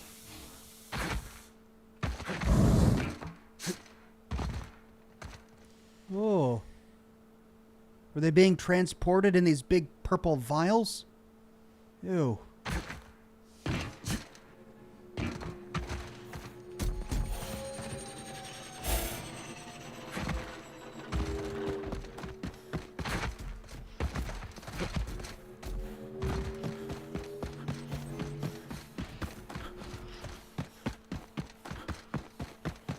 We've only found one dead hotel guest. But I feel like we've explored all over now.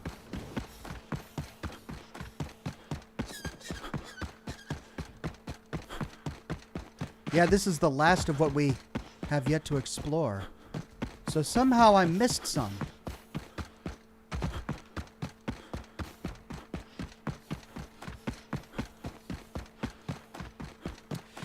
Well, we'll give the place a thorough once-over again once we clean up some of these other quests. Because I definitely want to get that one done. Let's check the far corners here.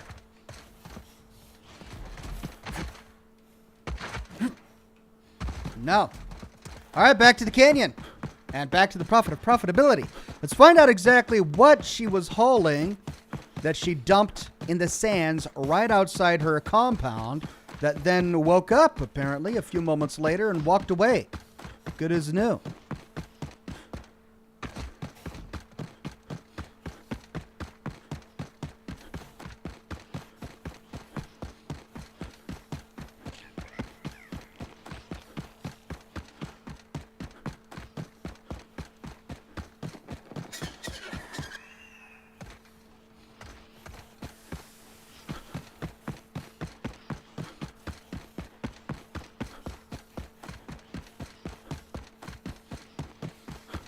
We're finding lots of other tourists, but there was only that one dead one.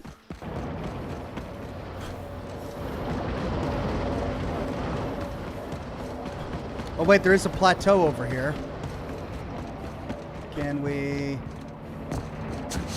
Well, it's not really a plateau, is it? The pseudo-federal forest.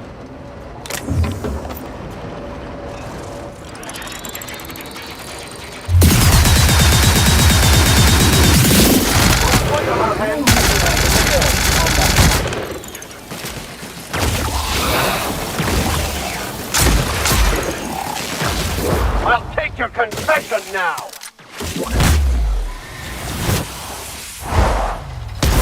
Recycle back to industrial stain! Companion specials are great.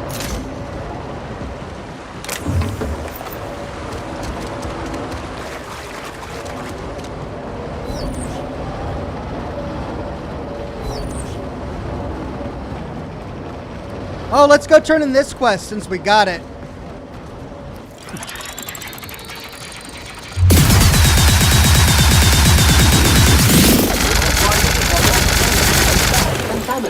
I've had quite enough of you!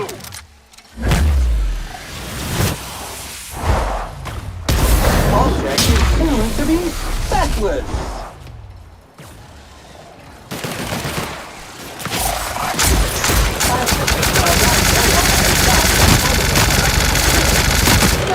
Sanitation and maintenance job fulfilled. This gun is the best gun ever. It is just literally the best thing in the world. Oh my god, I love it. All right, I got all your reports, buddy. Excellent to see you again, my friend. Hope you've been keeping your head high.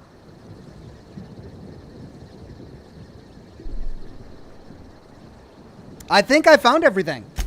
What are these? Research data pads? Not quite what I expected. Let's see what they say. Parasites, caves, thought control. He did what now? Well, it doesn't look like any of this is in violation, but it is disturbing. And disturbing a surprised auditor is as foul as failing to file proper paperwork. Rizzos shall pay dividends for my psychological damage. Here's your reward, my friend. Your contributions to the field of surprise auditing shall not go forgotten. I would love to meet more wandering auditors in the world. They're like Indiana Jones, but with spectacles and clipboards. All right, well, she's going to be closer to the front entrance, so let's go up there.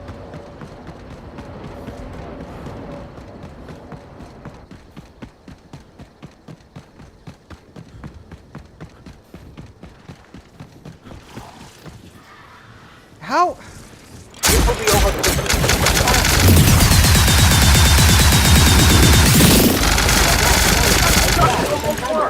May you find peace in death.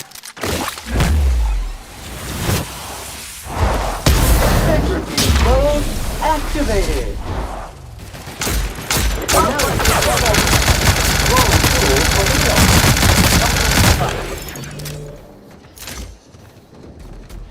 I thought I cleared this area, but no, guess not.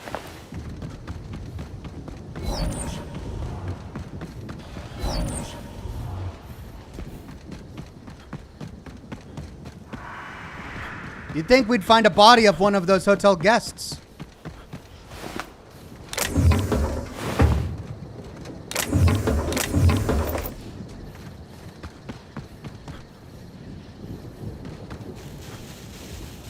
Ah! Wait a minute. We already found his body. And there was no key card on him either. I remember we found his body and I was surprised at the time that we didn't find the hotel key card on his body. Whoops. I wonder if that's a glitch. Well, that's two bodies we found, only one of which had a key card.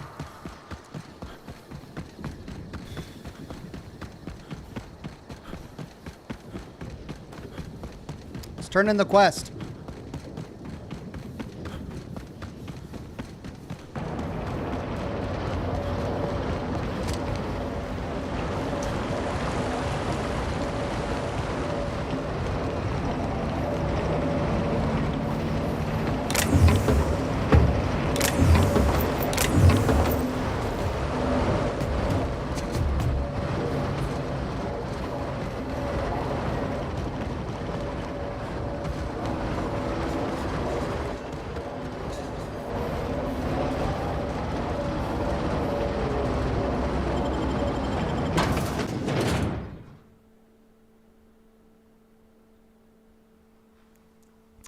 Matthew on Facebook says, why did the cowboy get a Dachshund?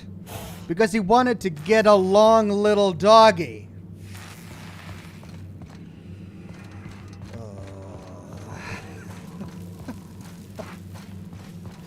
Thank you. Oh, The Dissident Queen, Chapter 1. Did we read this?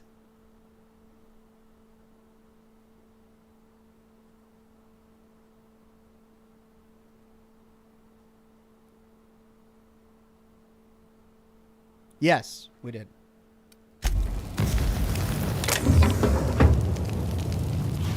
Quick save. Fruitful and productive welcome, brother. I had a feeling you would visit me. I offer a wide variety of productivity seminars. I hope you'll consider taking one. But I should remember my manners. To what do I owe the pleasure of the Special Inspector's arrival? Well, you're a murder suspect.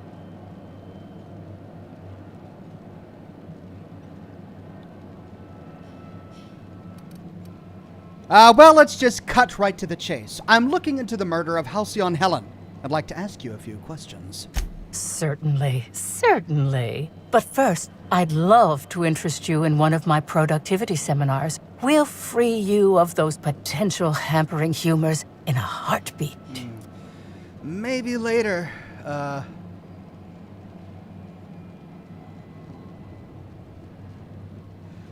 Let's have her explain humors. Let's see exactly how medieval she gets. Humors? I don't think I understand. As science has taught us, the body is made up of two things, flesh and humors. These humors are semi-fluids that, when improperly balanced, may cause you to function inadequately. By signing up for my seminars, you can balance these humors for only mildly inordinate and repeat payments. Cancellation is subject to repercussions. Wow. What kind of repercussions? Nothing you need concern yourself with, brother.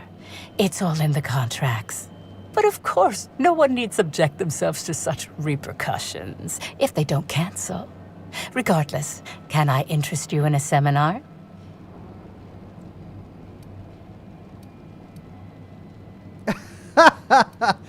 Well, let's see how far we can go down this rabbit hole. You know, I have been feeling like my potential is hampered lately. What do you offer? We offer a wide variety of seminars for all your corporate needs. Employees not working hard enough? Employees dying too often? It's most likely your managerial humors. And of course, seminars for balancing the energies of your business offices. Interior decorating is much more important for success than many would believe. If any of this sounds at all interesting to you, might I interest you in the first 82 words of our most popular seminar's introduction? Oh, yes. Free of charge. Oh, I want those 82 words. You bet. Free? Sure, I'll hear it. Byzantines live lives fraught with competition, and that competition can be immensely stressful. You must, first of all, find a way to balance your thinking. Think not of bits lost, but of those you have yet to gain. After all, peace leads to productivity, and productivity leads to profit. Though thought alone won't balance you. We have a strict regimen to promote humor clearing. Session attendees stand on burning coals, sit for hours in our productivity smokehouse, and of course, fast throughout. I feel like I'm about to join the Hubologists or something.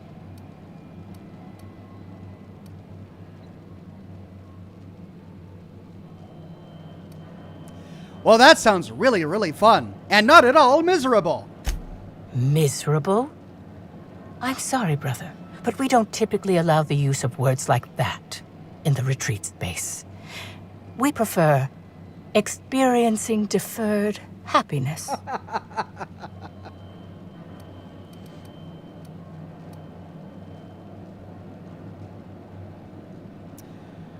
I'm gonna ask you some questions about Halcyon Helen. Please answer truthfully. Oh? I'm surprised. I wouldn't think the two of us would have much to discuss about her. We may have had some terse interactions before her death, which I most certainly regret. But beyond those, well, never mind. What would you care to know?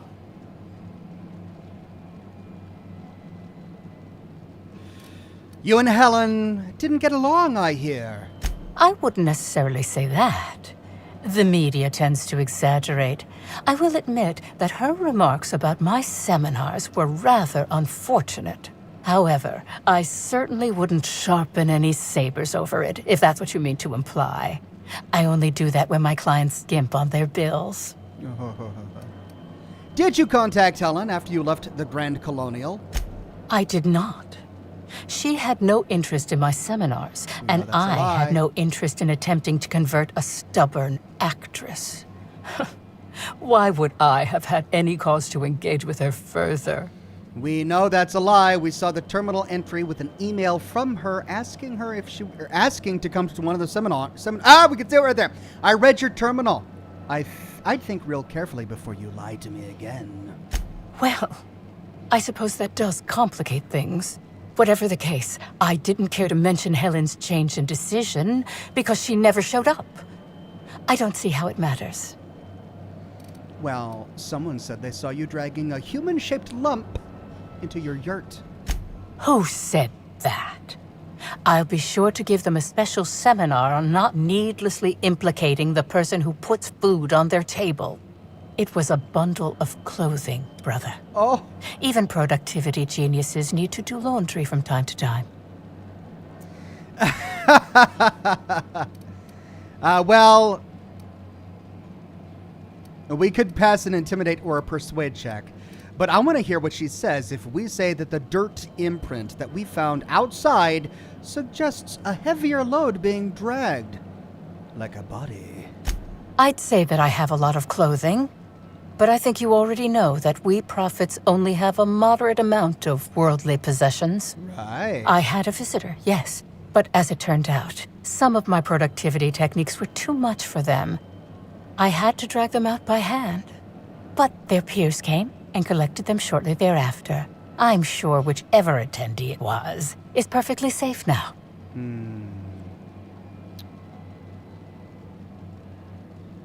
You said you had no further interaction with Helen before her death, right? Yes, that's correct. She made it clear that my seminars were of no interest to her.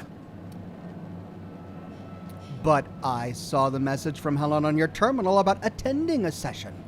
Well, I suppose that does complicate things. Whatever the case, I didn't care to mention Helen's change in decision because she never showed up. I don't see how it matters. Well, it's the same... Okay. Well, I followed your trail to where you dumped something in the wilderness. Oh, really? What did you find there? What did I dump?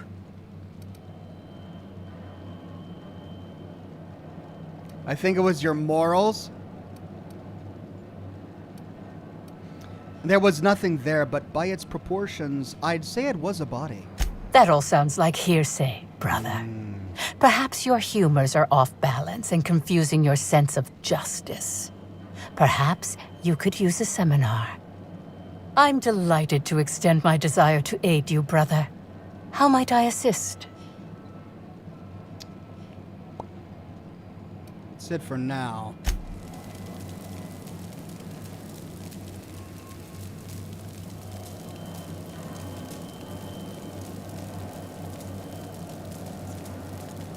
Okay, so the problem is that we're tracking down the murder of Halcyon Helen, whose body we found in the Grand Colonial Ballroom with a bullet hole in her body.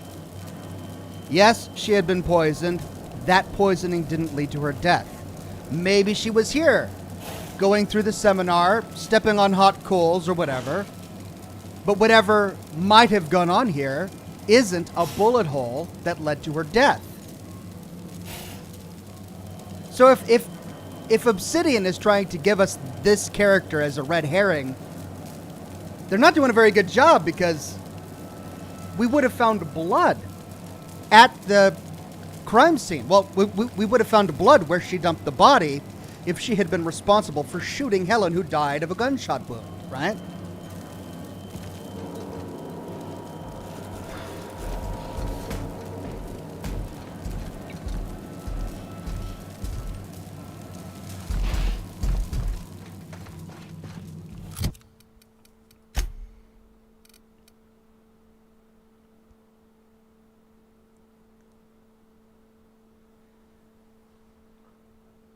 Well, we tracked down the Prophet of Profitability, but we haven't completed this part of the quest.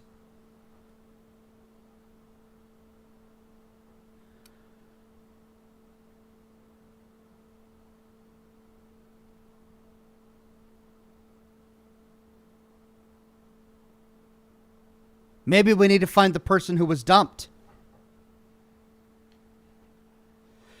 Track down the Prophet of Profitability. We need to find and interrogate her, but we did. Timeline discrepancy detected nearby. Oh! Now it works.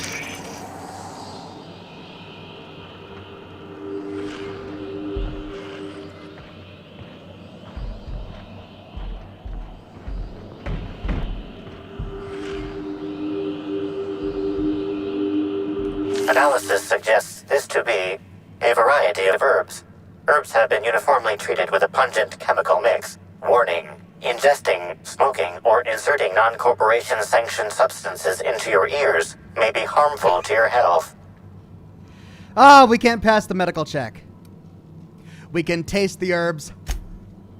Though the dry herbs are difficult to chew, the flavor is less bitter than you would have expected. It's woodsy, like a tripicale with a singed aftertaste. It's actually slightly better tasting than your average can of Saltuna, though so are most boots. Hypothesizing potential side effects from herb consumption. Most likely outcome: decapitation. Slight possibility of calculation error.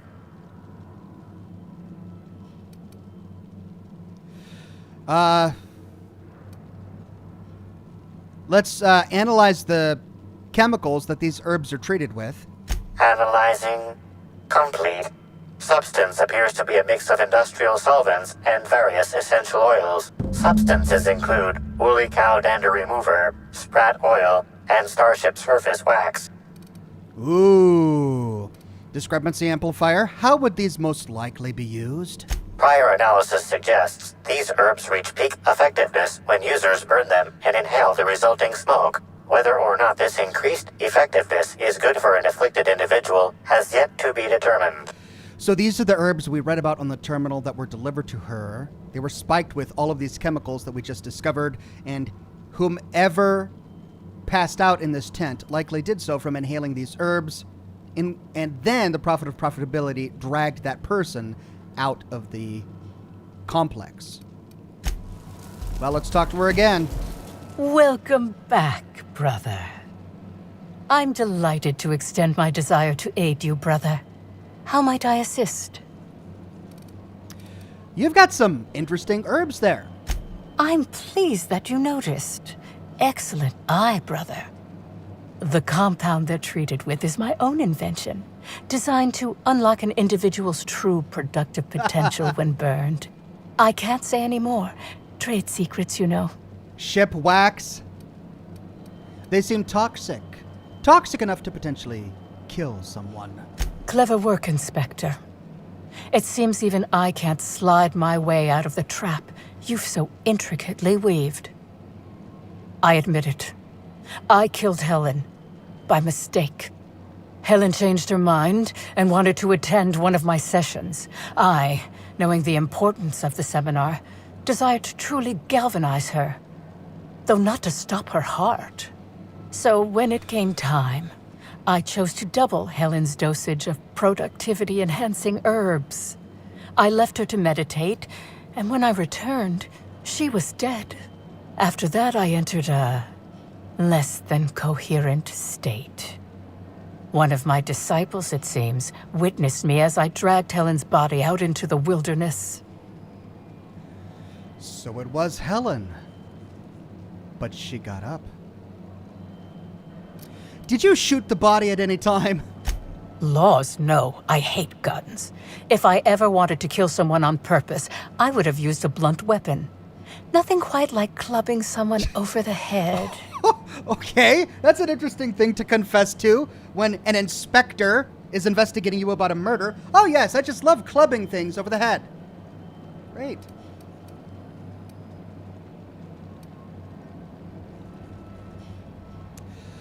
You're sure Helen was dead?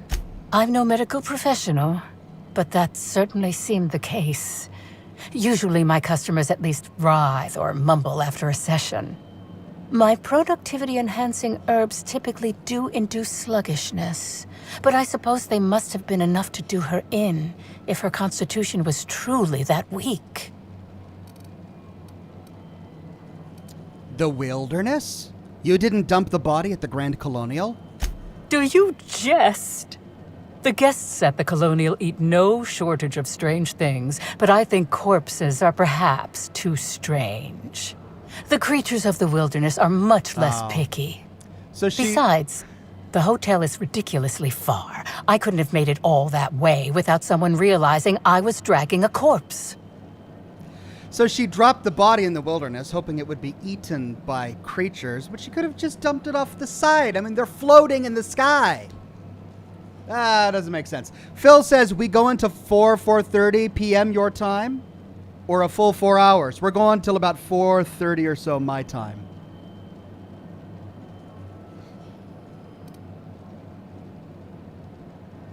Actually, we can say, I don't think you killed anybody. Certainly not Helen. What? Is this some kind of joke? You're an inspector. It's your job to arrest me, isn't it?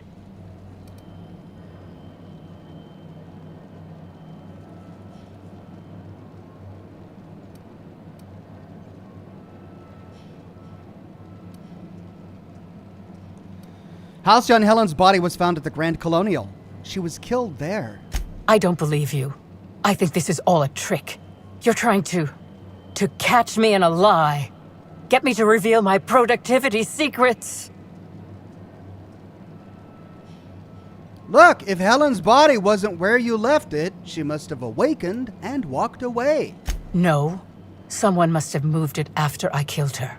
One of my business rivals, waiting for me to fall into a false sense of security so they can strike. Yes, but then we would have found drag marks where the body was dragged, or if they lifted it up, we would have found unusually deep footprints from whomever was carrying a body. Look, the only thing you've done is be completely negligent. No. You can't trick me. I finally discovered what's happening. You've been paid off. Someone else learned that I killed Helen and is going to use that information to blackmail me. You think I'm going to let this injustice happen? Ha! Tell the constable that I killed Helen. It's 1,000 times less miserable than whatever my enemies have planned. She's insane! What is wrong with this person? You're up the wall. I'm not getting the deputy or anyone else to falsely imprison you. 2, the constable's dead, but I guess if you want to be imprisoned, I can oblige you. 3, you want to go to jail?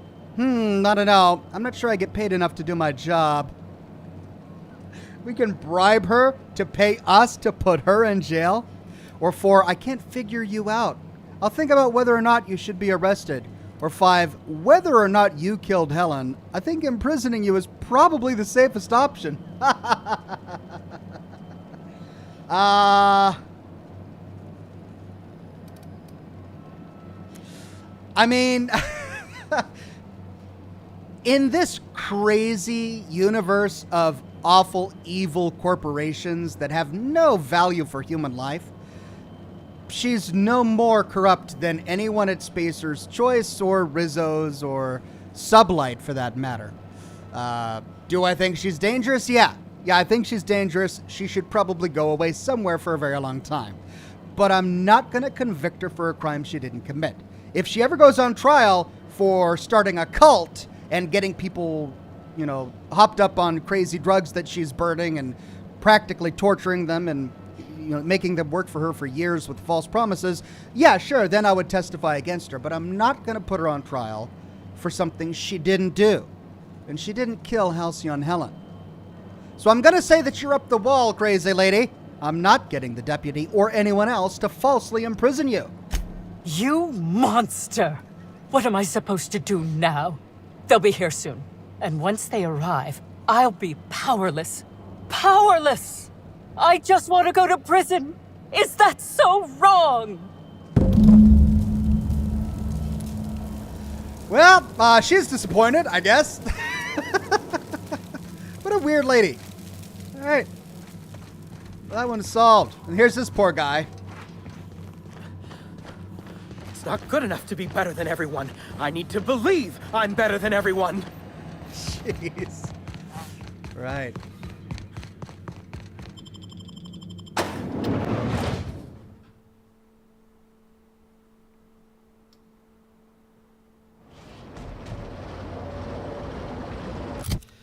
Well, we're quickly whittling away our primary quests. Report to Ludovico. Ludovico. Ludovico. Ludovico. Let's tackle side quests. Let's go turn in the milk mech.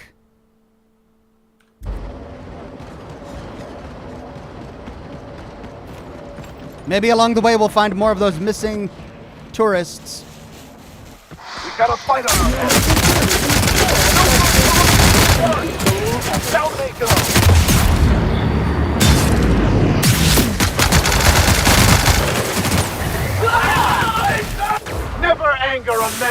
Claw.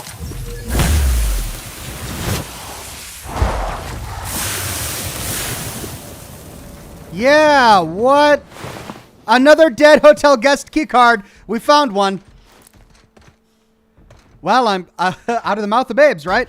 I just, I wished hard enough. I only had to believe.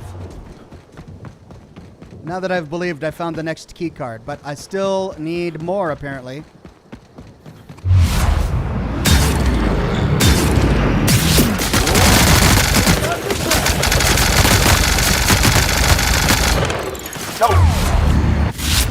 With us. Okay, these guys keep respawning. Because I'm pretty sure I killed them. Well.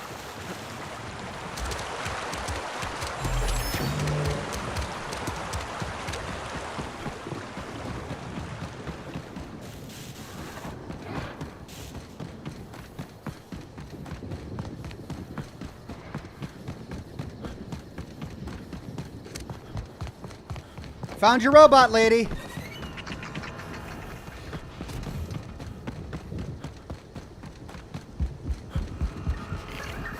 Hey, I almost can't believe it. Betty found her way back. Here I was thinking I'd never see her again.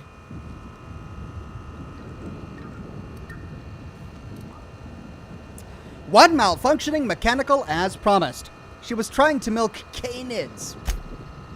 Oh, Betty, you big goof. What were you thinking in that little metal noggin of yours? You nearly worried me to death. And ain't you just the most reliable freelancer in the colony? Let me just take a look at Betty here and we'll talk about payment. Oh, it looks like you went in and reset her parameters. Thanks a ton for doing that. Should get me back to work all the faster. Between saving Betty and sorting her out, you've sure done me, and by extension Slug, a service. I've got bits and spare parts with your name on them. Ooh, we could intimidate her for more money, but I'm not gonna do that, so we can say, try to keep an eye on her this time. Oh, I won't be turning my back on Betty again, believe me. Thanks again for all your help. You really saved us both from the edge. You're welcome. Now let's track the other quest. See if it'll show up on our map. Yeah. 2 more. Oh, and one was really close to me. So I found 2 without having to track it on my map, but gotta track it to get the other 2. That's fine. Incoming! That's the last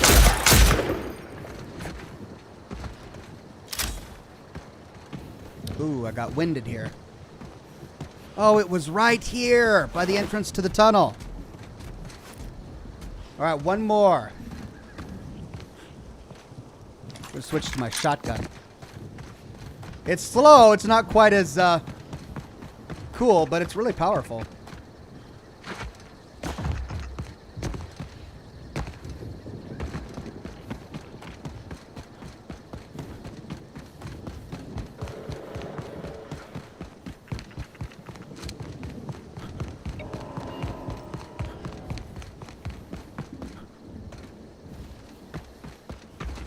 Ah.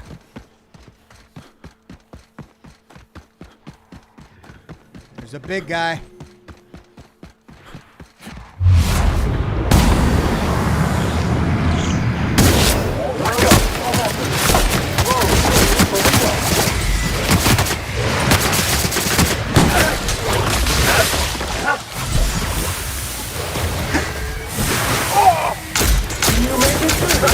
May you find peace in death.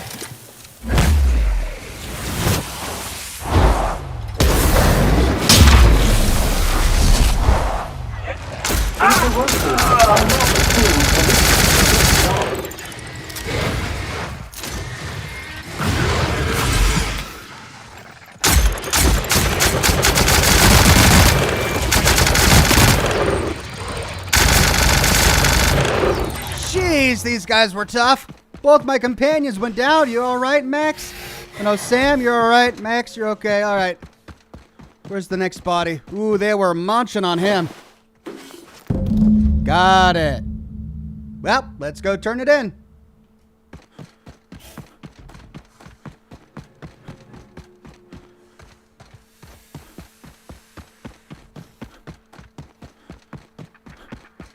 So my shotgun was really disappointing there. It was tearing them up previously, but man, I had to pull out my little Gatling to finish that off.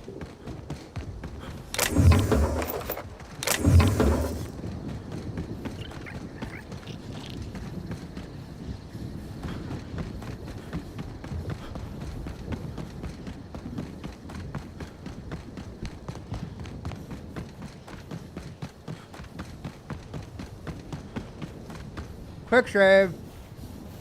Hey there. You find us those keys?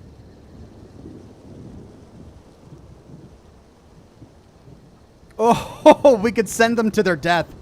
I decided it would be safer to hide them. They're past the archway in Candy Canyon, where all those monsters are. I have them right here. That's all of them.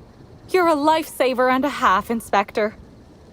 Lawrence, you got the bits? Let's see, which pocket did I... Oh, they're in my hand. Here you are, Inspector. We'll make sure to put in a good word with our friends, too. I can't wait to put this behind us. What are you gonna do now? We'll wait here a little longer and start clearing out their rooms when the shift changes. Not sure what we'll do with their belongings. Lawrence, we talked about this, remember? What belongings? Anyhow, thanks again, Inspector. Good luck with your investigation. Those poor tourists. I wish I could give them the guy's TripAdvisor review. Okay, well, that leaves one side quest. Let's go turn this in. I think I know the person I want to side with anyway, so let's go to the map. We'll go to the Purple Berry Orchards and go to the hedge maze.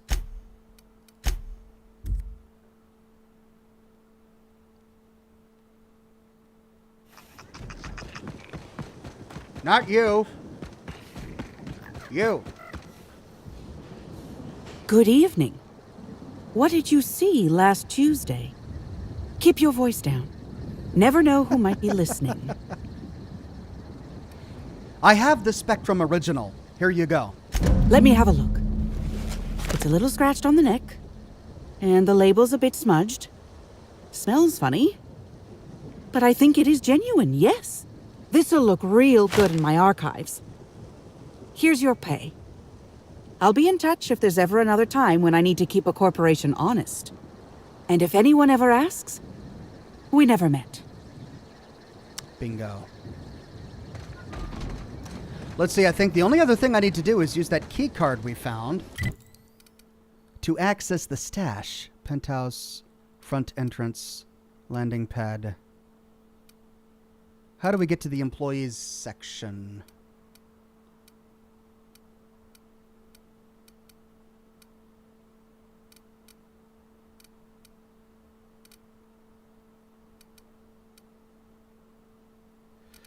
Wasn't there an employees section?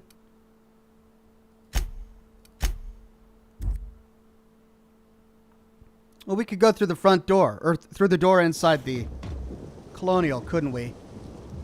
But... I could have sworn there was a back door that we used to access the employee area last time. See if we can find it. Just leads back to the Grand Colonial.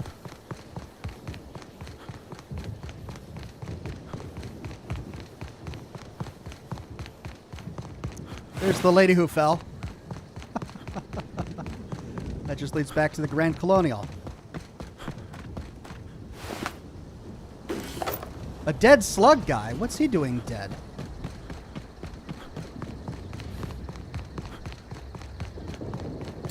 Oh well, let's just go inside.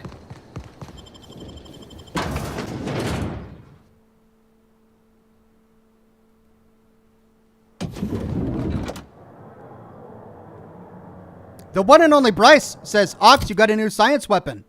And that I did. Utterly Buddy.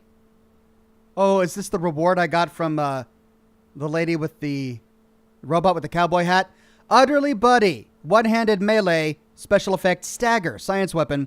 Used to tighten a specific hard-to-see bolt on Happy Dale Farms milking assemblies. This wrench is strongly magnetic. Just stick it near the bolt and the wrench seals itself. Attacks with this weapon have a chance to magnetize its targets. After a short delay, other enemies are pulled to the target. The chance for this to occur increases with the wielder's science skill. Oh, what an interesting weapon. So, useful against robots, and that's about it. But how would I use that? I guess I could thwack a bunch of robots, magnetize it, get it to attract more robots, then when they're in a big pile, step back and use like a grenade launcher or something. Okay, potentially useful.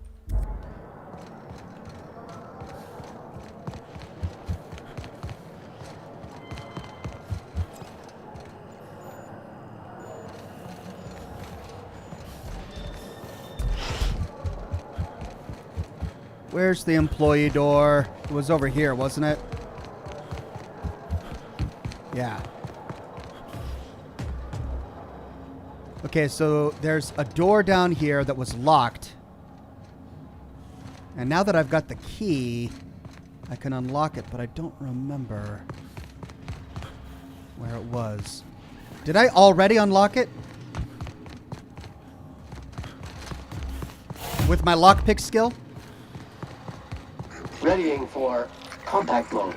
Upon command, affirmation.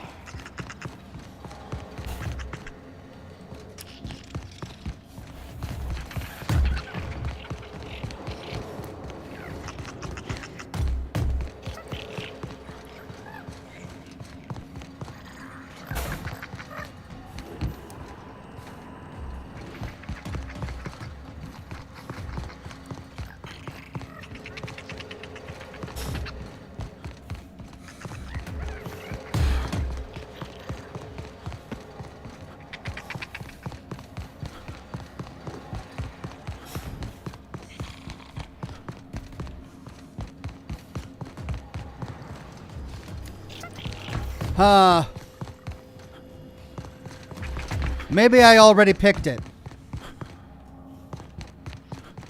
I think I did.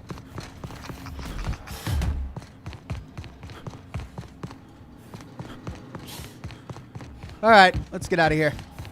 Well, looks like we need to go to Ludovico. Are we going to wrap things up today?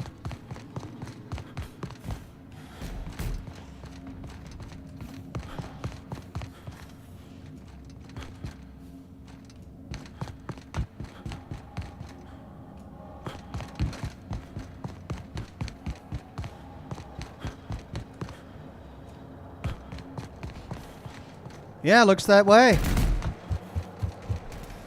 Aha! Always so nice to hear you, Inspector. I'll get you to your floor on the double.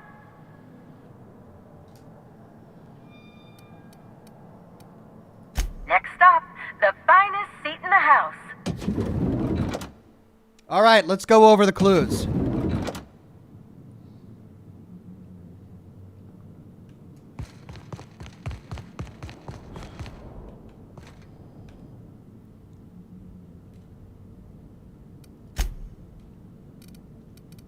Let's examine our suspects. Take a look at Cedric Kincannon. Cedric Kincannon, Sublight Underground's boss, proprietor of the Grand Colonial Hotel and Piraeus Spaceport, Administrator Ludovico's old rival, killer of Halcyon Helen. They don't have a picture of him up there. Jasmine Leva, the prophet of profitability. Her seminars on wealth, prosperity, and the alignment of one's humors attract wealthy Byzantines to Eridanos. Does the heart of a vicious killer lurk beneath her spiritual veneer? We can examine personal notes. The prophet of profitability deploys a curious bouquet of herbs in her therapy sessions. These herbs run the gamut from the bizarre to the exotic. They all share one quality. Their side effects are highly unpleasant and potentially fatal.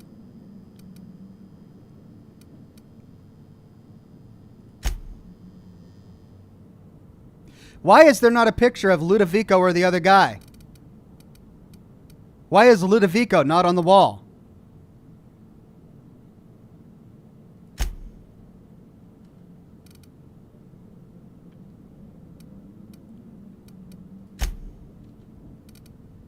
Look at Dr. Amir Zhao's logs.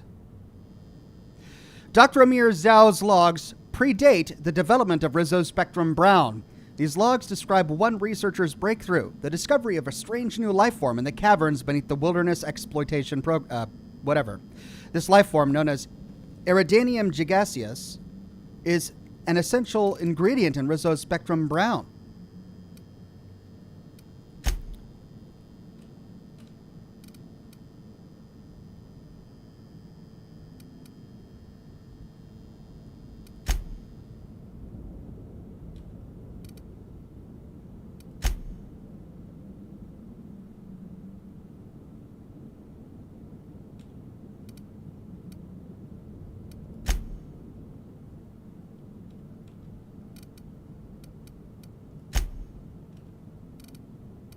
Look at the Piraeus spaceport.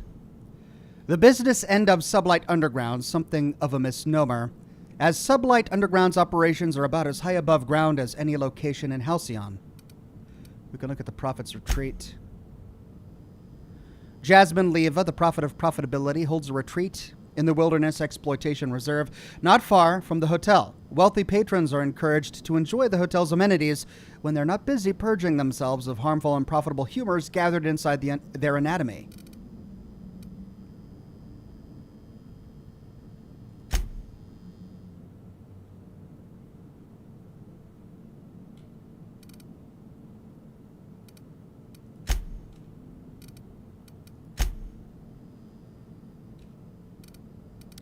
We can examine Burbage's maintenance logs. Automechanicals require frequent maintenance. Burbage 3001 is no exception. These maintenance logs were nearly destroyed. The remnants suggest that someone had accessed Burbage 3001's overrides, then attempted to destroy the records, and that person was Ludovico.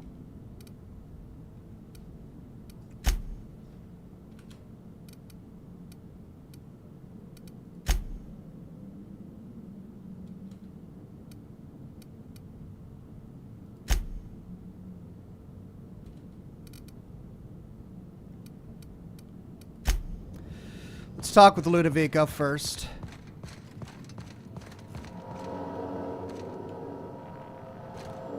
Gonna do a hard save here.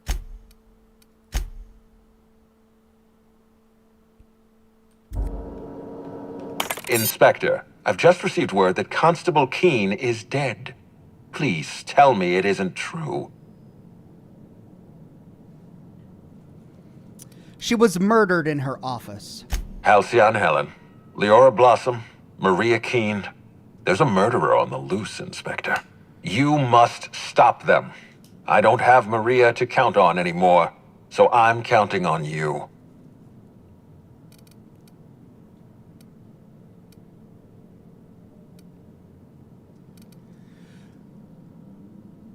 Whoever murdered her used... Well, hold on.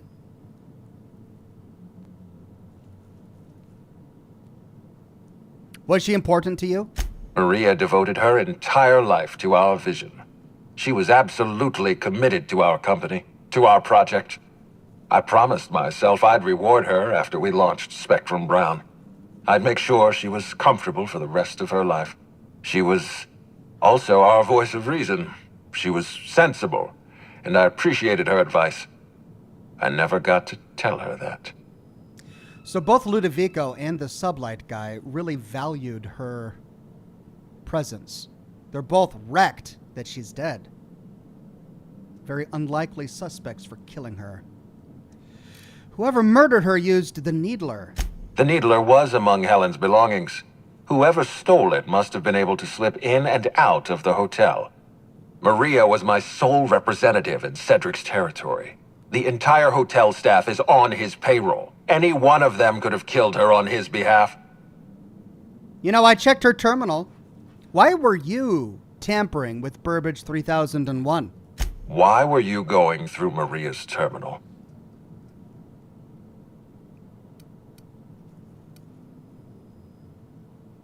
Because I'm the law-damned inspector. Now answer the question. Any upgrades to valuable automechanicals must be authorized by me. I'm the administrator. And you need to focus on the hunt for Helen's killer. Was there anything else? I managed to track down Black Hole Birdie. I'm pleased to hear that. Bertie Holcomb is a valuable asset to the Rizzo's Rangers property. When Helen was murdered, Bertie was nowhere to be found. The timing of his disappearance is unfortunate.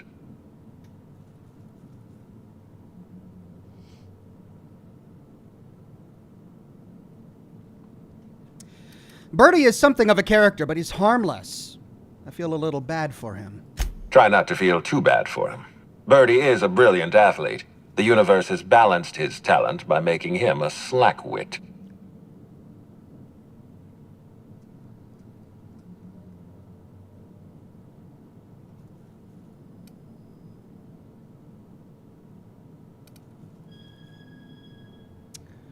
His teammates are a bad influence on him. There was this incident with a woolly cow.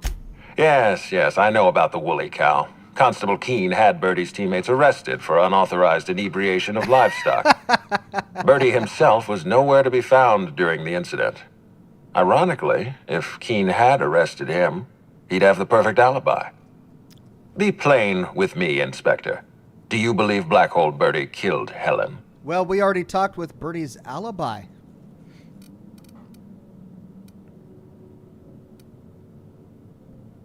So no, I don't think he did it. I'm relieved to hear that. I happen to be something of a fan of the hack attack. I'd hate to see him processed for murder, but we need to be absolutely sure.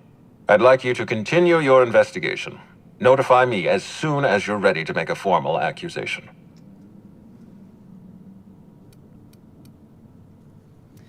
By the way, Bertie agreed to stay at the Grand Colonial. I appreciate that. I'd rather keep Bertie within the public eye than let him languish in a bar at the docks. I'll make my report of your investigation into Bertie. Do you have anything else for me?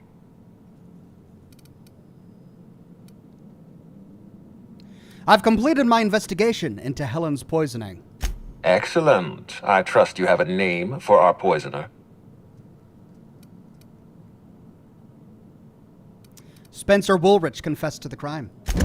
Oh, I am disappointed. I'd always believed Mr. Woolrich a man of high character. It pains me to order the arrest and detention of someone I admired. I'd like you to continue investigating Helen's murder. You've found the poisoner, but her killer remains at large.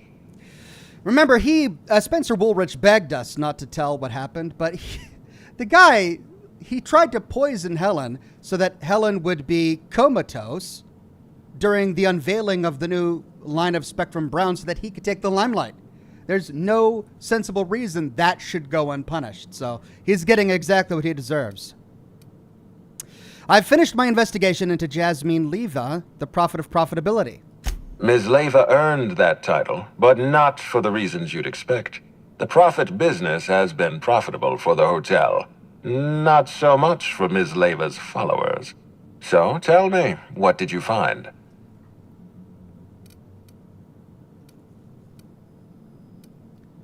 Well, I think she's a fraud and a cheat. Ms. Leva's techniques have no basis in modern science, but she makes bits hand over fist. If that makes her a fraud, then she's only as fraudulent as our corporate leaders. Does the Prophet strike you as a reasonable candidate for Helen's murderer?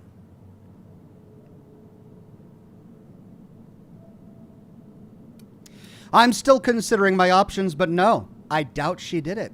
I'll bear that in mind. Thank you for the update, Inspector. I'll include everything you've told me in my official report. I looked into Cedric.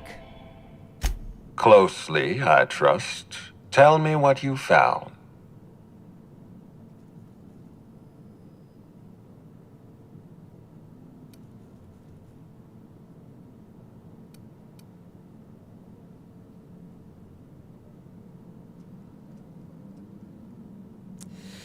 He said he had an alibi. We never got to talk to that alibi. He even admitted to us that any of his employees would, at the jump of a hat, agree to be his alibi. So we can't trust his alibi. Essentially, then, he has no alibi. He's a criminal boss. I can't trust anything he says. Smart. Nothing Cedric says in his defense can be taken in good faith. With that in mind, do you think Cedric was responsible for Helen's death?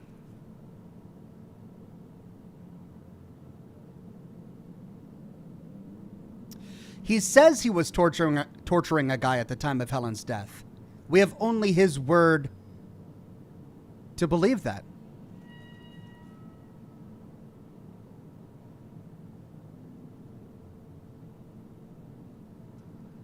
And it's true that Helen was making money for Cedric. I doubt he has a motive for killing her, though he would have a motive if he would have found out that she was spying on him. However, he didn't know. He discovered that she was spying on him when we told him she was spying on him. He would have had to have feigned surprise at the revelation, which is possible, but it also seemed genuine. And he would have had to have left the bug in his own room and the bug in the toilet for us to find later, instead of cleaning it up himself, which seems possible if he really wanted to throw us off, but that's rather elaborate. So we can say Helen was making money for Cedric. I doubt he has a motive for killing her. No motive. That's disappointing, because it's exactly the conclusion he'd want us to make. Unfortunately, even I don't have the authority to detain Cedric. His line of work is dangerous, though. There's always a chance for an accident. Sorry to disappoint you, Ludovico. He's alive and well. Well, I'm glad to hear that. I've already lost Dr. Blossom and Constable Keene, but at least Cedric's alive. The universe is a just place. I'll be back.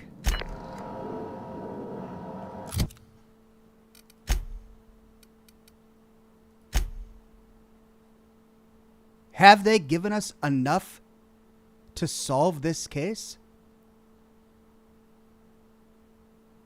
You've investigated 2 suspects in the case of Helen's death. You're making progress. If you believe you know the name of the murderer, speak to Administrator Ludovico and make your accusation. Otherwise, continue your investigation and look into any additional suspects.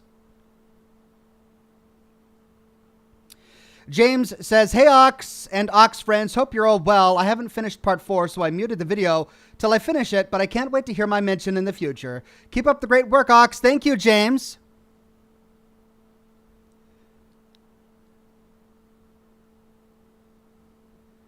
Well, we've finished all of these quests. This says we've only investigated 2.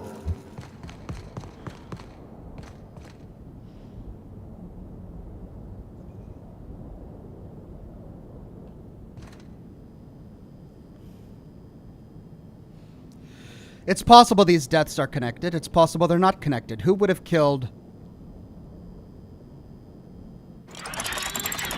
her? Both Ludovico and the sublight guy were upset that she was dead. She could have been collateral damage. Who would have killed her?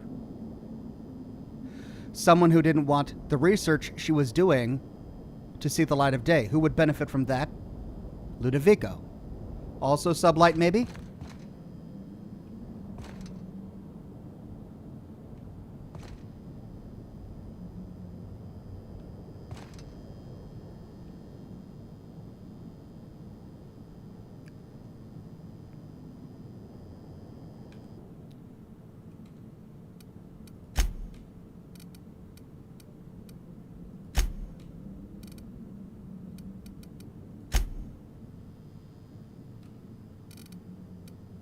Look at Administrator Ludovico. Administrator Ludovico, head of Rizzo's operations on the Eridanos atmospheric complex. Ludovico needs you to find Helen's killer before he can launch Rizzo's Spectrum Brown. Does Ludovico know more than he lets on? Did he have a hand in Helen's murder? Picture's not there. So, the mascot's dead. He's also a victim. Who would have killed the mascot? The mascot knew something.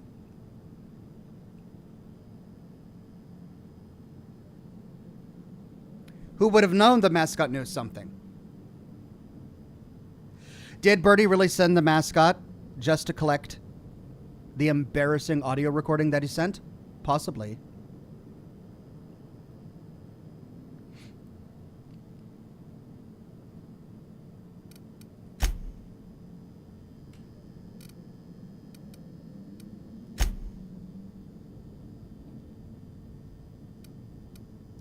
Examine a shot of the hotel security footage. You discovered incriminating footage of the hotel kitchen. While Chef Anwar looks away, Spencer Woolrich can be seen tampering with Helen's food. Examine the invoice, a standard record of special requests made by hotel guests. Included in this list, a curious request for a Terra Ray gland on behalf of Mr. Spencer Woolrich. The request was filled.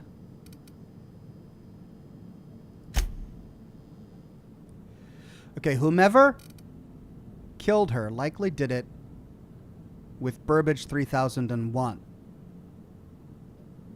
Birdie's too dumb to program a robot. Spencer already tried to poison her. If he wanted to kill her, he could have done so at that time, but he didn't. The poison wasn't enough to kill her.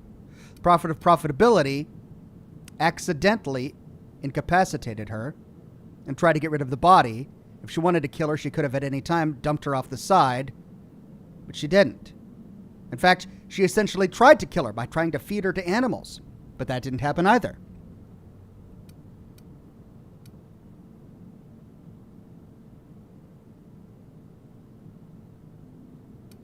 Really, the two greatest suspects I have are Cedric or Ludovico, and only Ludovico had the ability to program Burbage 3001.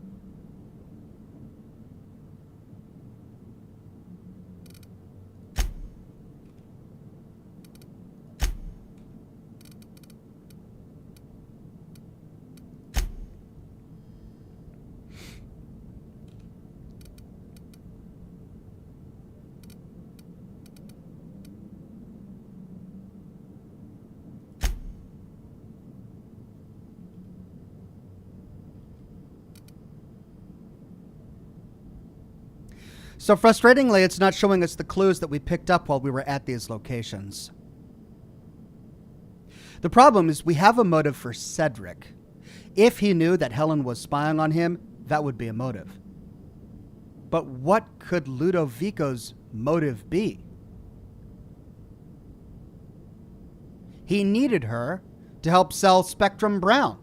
What would his motive be?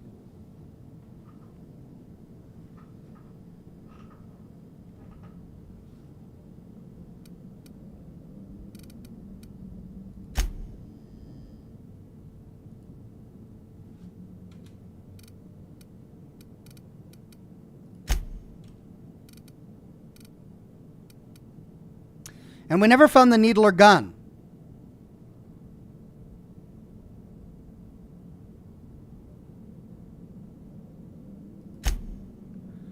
Whoever has the needle or gun is definitely responsible for 2 deaths. But the needle or gun wasn't used on Halcyon Helen. Someone with the needle or gun is trying to clean up the killer's tracks, possibly his own tracks, possibly hired to clean up the real killer's tracks.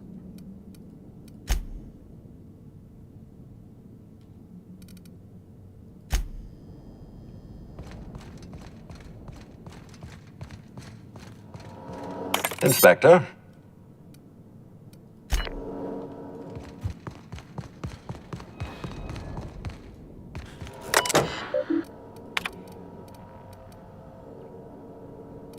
Hack 105, recover deleted messages. Did I already do that?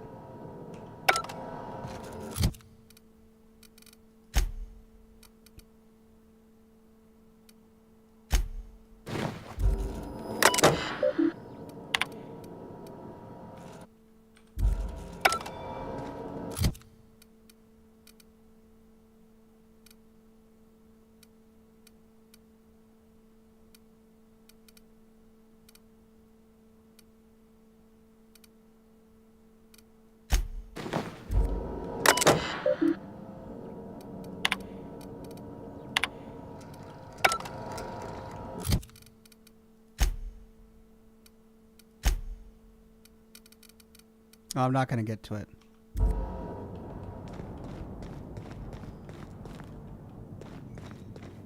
You think June Light would like this place? Oh, probably not. I don't think she cares much for corporate comforts. The number of cigarettes here indicate that the smoker's lifespan has been shortened by approximately 11.2 years. I didn't see that earlier.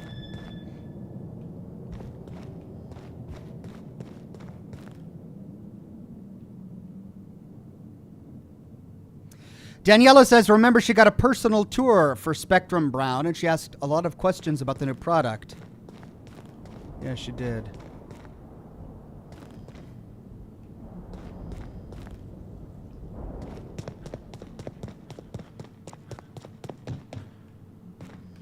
Aha! Oh.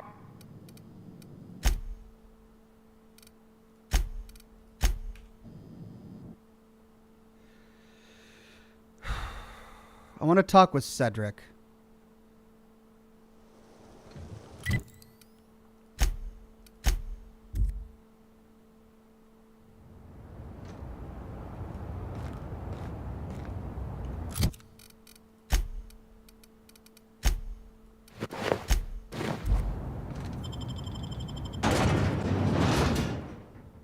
I mean, at this point, we could always do a process of elimination just to see what happens.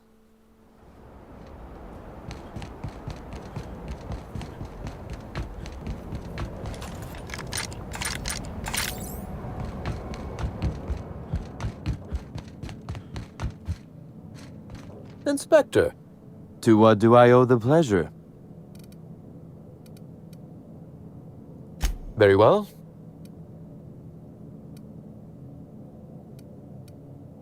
I just might.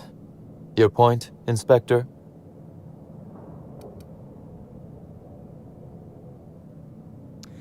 It's not a good look for a murder suspect.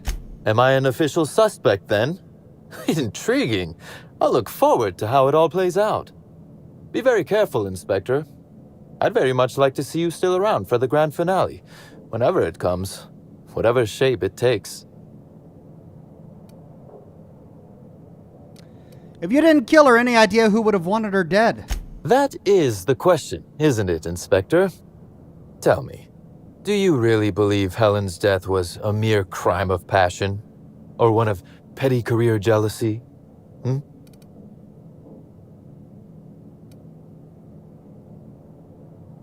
I'm not willing to rule anything out just yet. A smart approach, Inspector. And yet, this murder is bigger than Miss Helen's personal life. Bigger than her latest moving picture.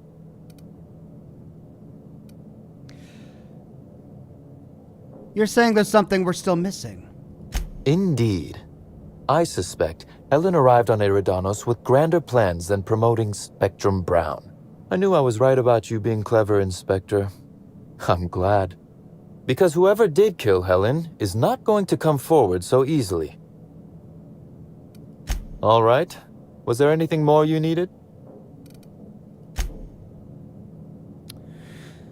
I mean, we could kill him right now. And we could go kill Bertie right now. He's just downstairs.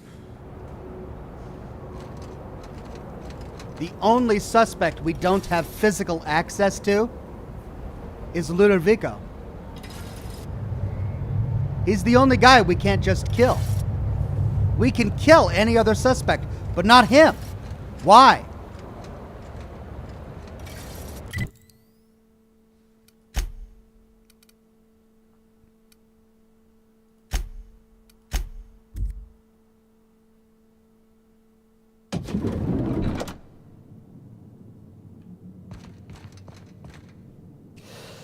Altair Hayes says it's time for a leap of fate, Ox. The game doesn't give you an obvious guilty person, but talking to someone again, it's your next jump. Get ready for a surprise.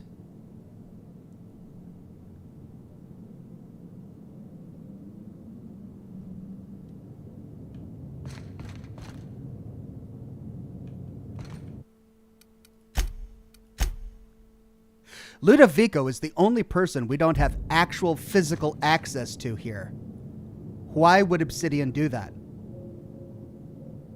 Because if we kill the actual murderer before solving the case, it unravels the entire thing. We can kill any of the other guys because they're just suspects, they're not the real murderers, and we could go on to solve the case, but we can't if we kill the actual murderer. Maybe that's the biggest clue of all, and it wasn't even intended to be one. Inspector? I know who killed Halcyon Helen. I've been waiting for this. Tell me, Inspector, who killed Halcyon Helen? Bertie, the prophet of profitability, Cedric, Spencer, you. I beg your pardon. You think I killed Halcyon Helen? I've got proof. You tampered with Burbage 3001. You tried to cover your tracks. There's nothing to prove. I don't understand. Are you trying to make a mockery of justice, or are you really this incompetent? I expect you to deliver the name of Helen's killer. I expect you to deliver results, Inspector. And if you can't withstand the pressure, then I expect you to resign. We're done. Your services are no longer necessary.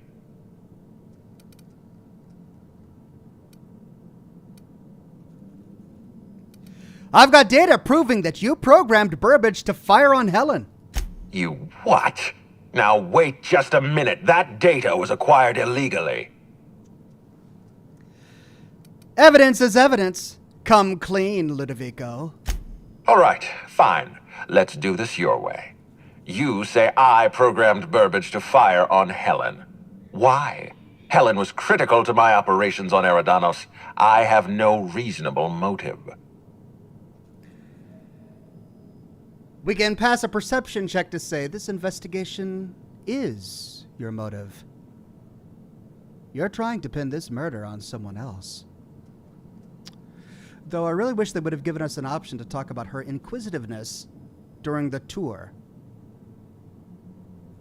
I think he picked up after she got here that she was really there for another reason. Perhaps there's some evidence that we missed that would have opened up that dialogue option here. But instead, we'll pass the perception check. I admit, I have been encouraging you to resolve this case as quickly as possible. Helen's death is a stain on our reputation. I don't want it becoming permanent. It wasn't enough that she smile for our cameras and kiss a bottle of Spectrum Brown. No, she had to know what was in it, how it was made, why it was made. Oh! I can't pass a temperament check! The temperament check would have been so you lost your nerve, she asked questions, and you had to silence her. But sadly, we can only say, "You're horrible, Ludovico. We've got nothing more to say to each other." For once, we're in agreement. Wait, don't move a muscle. Someone's just tripped my alarm. And my security defenses. And killed my patrols. The distillery is under attack. Someone's after me, Inspector. I need you over here right now. What? What?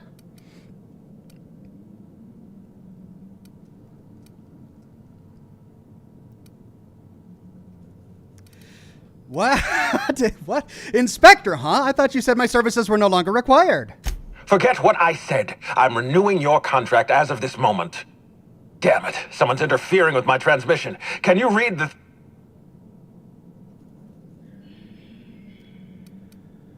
So, guys, should we help him out or... Whoever the real killer is, I got a feeling they're going after Mr. Ludovico. We need to catch up to him. Fast. I guess, if we have to. Getting kind of tired of kicking my heels up in the penthouse all day. All right. I got nothing going on. We should definitely go. As for helping him, maybe we take the wait-and-see approach? From the depths of Terra 2 to the heights of Eridanos, there's no mess that your SAM unit can't unstick, unclog, or unsully. Think of this as an opportunity to teach Mr. Ludovico the importance of compassion.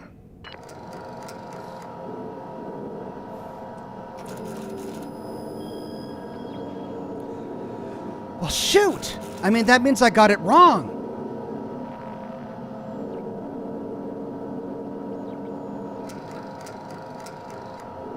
It would have to be Cedric then. No one else.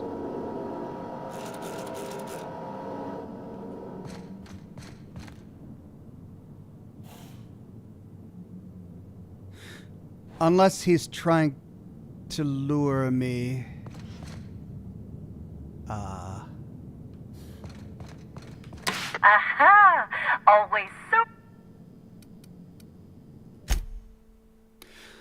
Let's bring Nyoka. We haven't done much with her yet.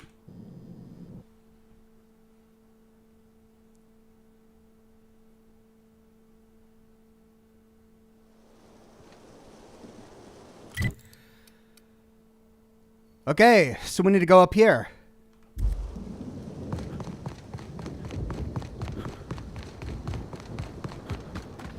Unless the whole thing is a ruse. He's not really under attack. He just wants to get the only person who knows the identity of the true killer away from the hotel and away from everyone else so that he can silence the inspector.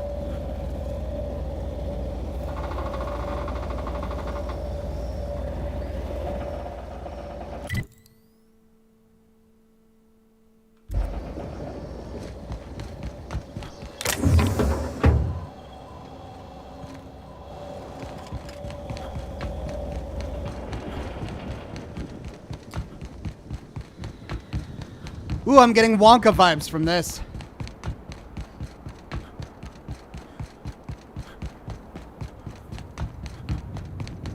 If it's Cedric, I'm going to be really pissed off.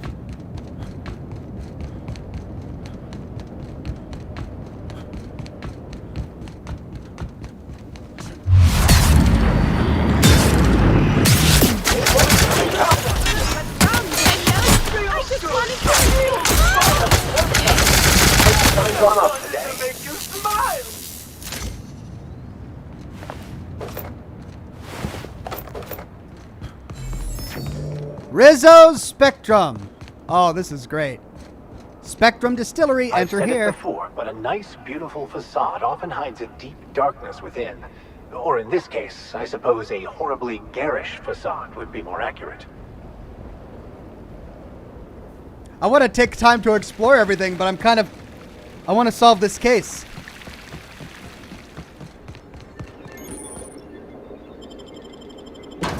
I don't have much time left.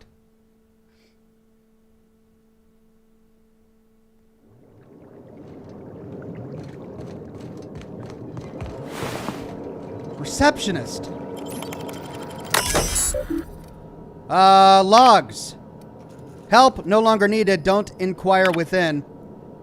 Help me, help me, help me, help me, help me, help me, help me, help me, help me, happy, happy, happy, happy, happy, happy, happy, happy, happy.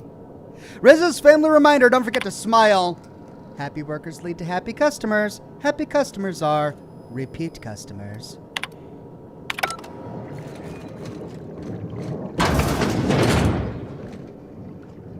Welcome, valued patron, to our splendiferous source of spectacular spirits and sweets.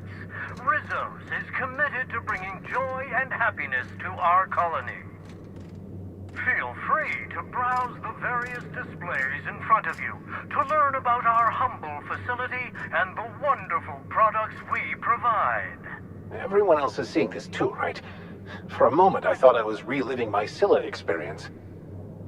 I wish I had time. I got Atmospheric collection. Did you know that this facility doesn't just distill alcohol? We distill fuel right out of the atmosphere. That special flavor present in every bottle of Rizzo's Spectrum vodka also gives our fuel its unique kick. That we use the same canisters to brew our beverages and store our raw fuel? Well, doesn't matter. Alt Grendel says don't overthink it. All right, warning, no trespassing. Sealed. Oh, come on. It's going to make me go through the entire thing.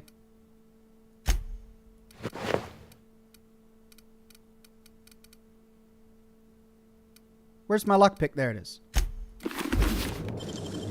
Hell of a job.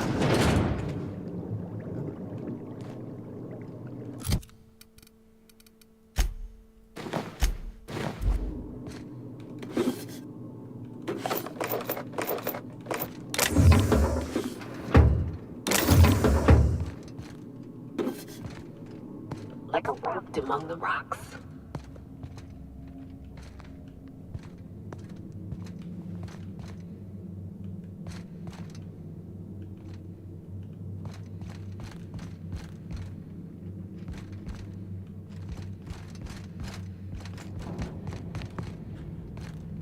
Do not disturb when lights are on.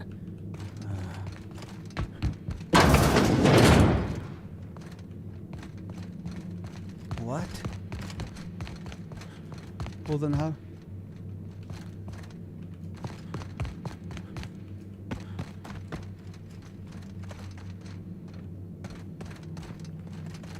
Oh no, I'm gonna get stuck. There we go. Okay, we gotta find a way into that room.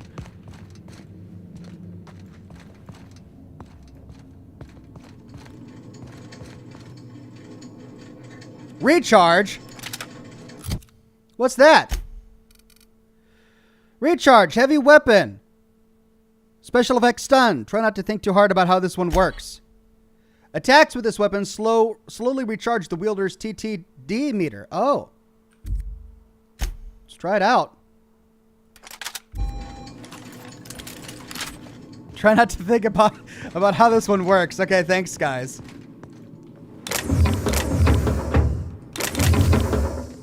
Move.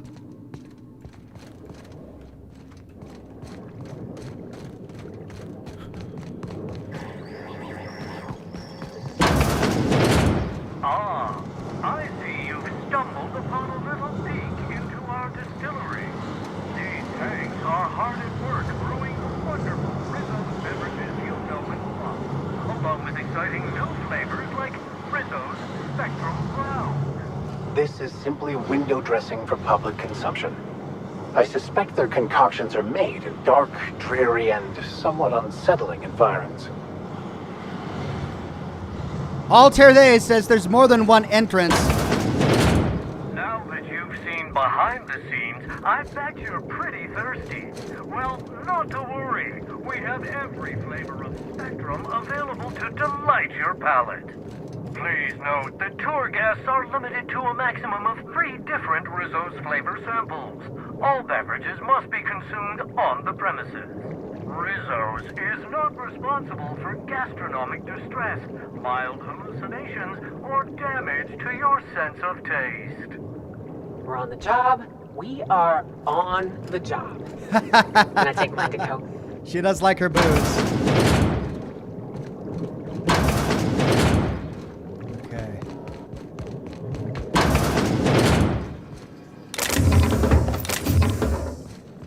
Well, if there's more than one entrance...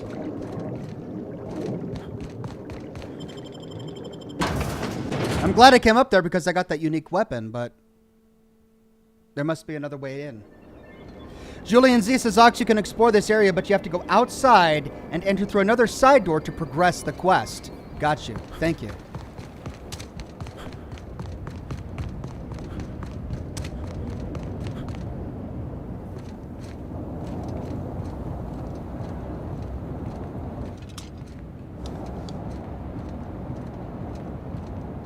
Here we go! Don't you frown at me! Happy workers! Get it up! Get it up! Yeah, don't like that at all. Everything's looking real funny. Look out, you are.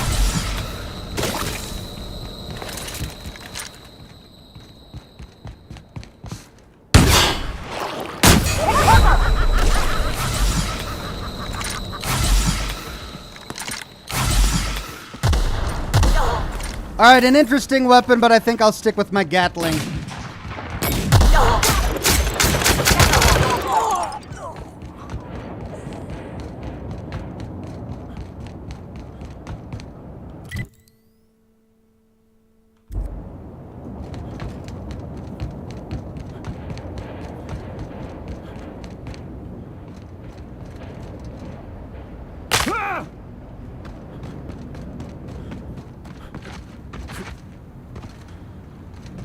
All right, well, no door around here. Well, let's go to the other side.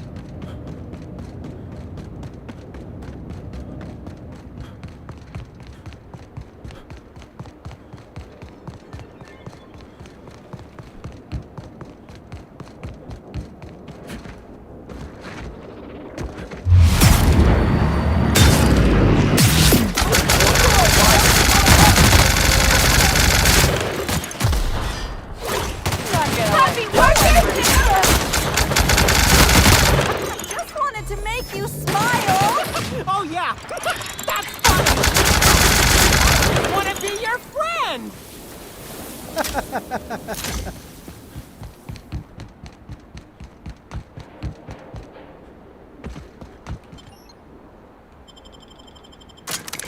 All right, transitioning to Rizzo's distillation.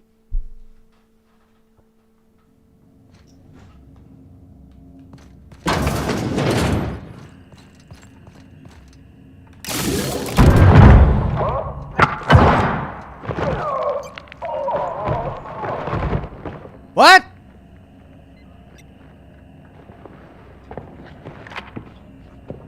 It's you. I had a feeling you'd catch up to me sooner or later, Inspector. I was just hoping you'd find me standing over the administrator's corpse. What in law's name? Halcyon Helen. What? How are you still alive? Oh, is that Ludovico I hear? Perfect. I'm so glad he's still in the building. Would you mind letting him know I'm about to blow his whole operation to flinders? We could say, I saw this coming a mile away, or because we actually saw the corpse, we could say, no, that's a fair question. You want to explain how you're still alive? Brace yourself, Inspector. You're about to learn the biggest secret in the Aetherwave industry. Halcyon Helen was never one person. I shared this role with my twin sister, Belinda. Two people inhabiting the same life. Existentially challenging, philosophically speaking. My condolences. Must feel like you literally lost part of yourself. Belinda and I were the best kept secret in the business. Nobody could tell us apart. And certainly not a peevish, petty, miserable little worm like Quentin Ludovico.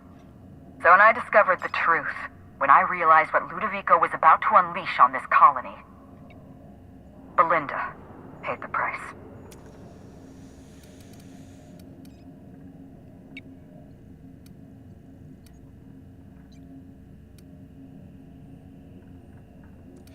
Well, we have a number of options, including feigning shock, but that sarcasm might not be appropriate for such a moment, so instead we can say, I'm sorry about Belinda.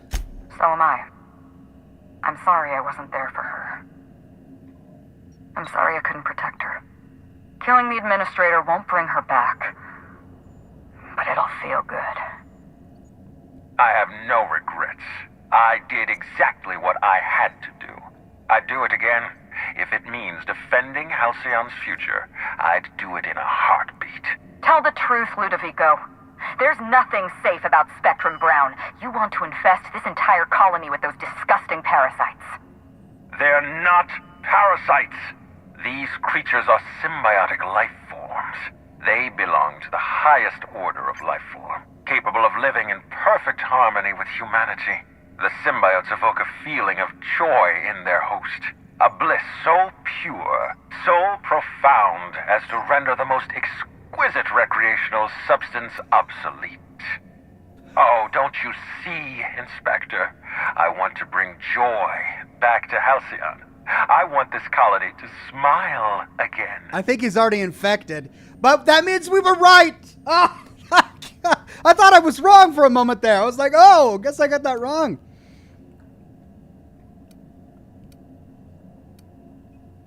They're not symbiotes. I've seen the way the infected behave.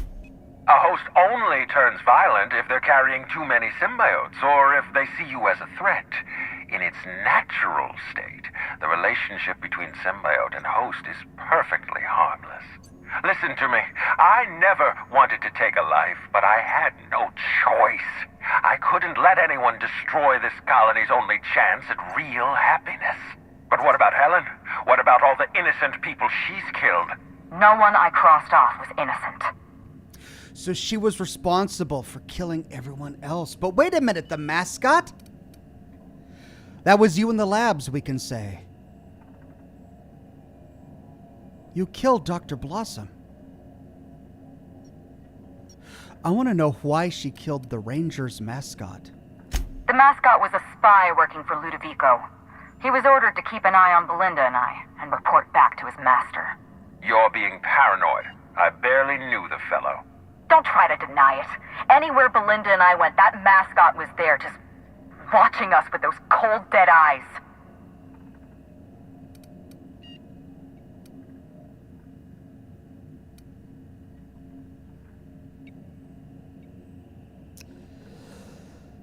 I found him rummaging through your things. I mean, he wasn't working for the administrator, though. He was working for Birdie.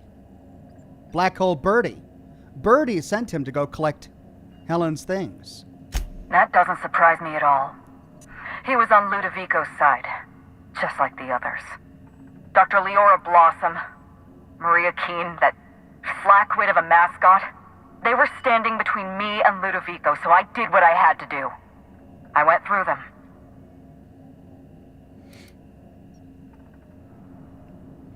You killed Constable Keene? She was on your side. She was on Ludovico's side. When she realized I was alive, she refused to stay silent. I gave Maria a chance. I told her about Belinda. I asked for her help, but she turned me down. She was honor-bound to report me to Ludovico.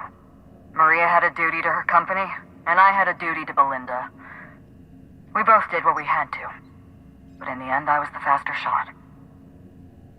What about Dr. Blossom? Was that you in the research lab? Have you met Dr. Blossom? She was practically a reptile. A cold-blooded psychopath who toyed with human lives in the name of scientific advancement. Leora Blossom wasn't a person. She was a weapon in Ludovico's arsenal. You call it murder? I call it disarming my enemy. I've heard enough. You know what you need to do. Help me avenge Belinda. Help me put a stop to this. Don't listen to her. Listen to me. Throw in with Helen and you destroy Halcyon's only chance at real happiness. Think of the future, Inspector. A lifetime of bliss and joy for every colonist in Halcyon. We can make that happen. Come on, this isn't even a choice. Like, work with Helen. She killed a couple of people to avenge her sister who was murdered by a guy bottling a bunch of parasites in vodka. Wow, tough choice. So we could side with the administrator. Let's see if Helen can give us more answers. Wait, Helen, I still have more questions. You want me to explain my grand plan in the middle of a climactic moment like some two-bit serial villain? Yeah? Do I look like Spencer Woolrich to you? We've talked enough. You're either with me, or you're with the administrator.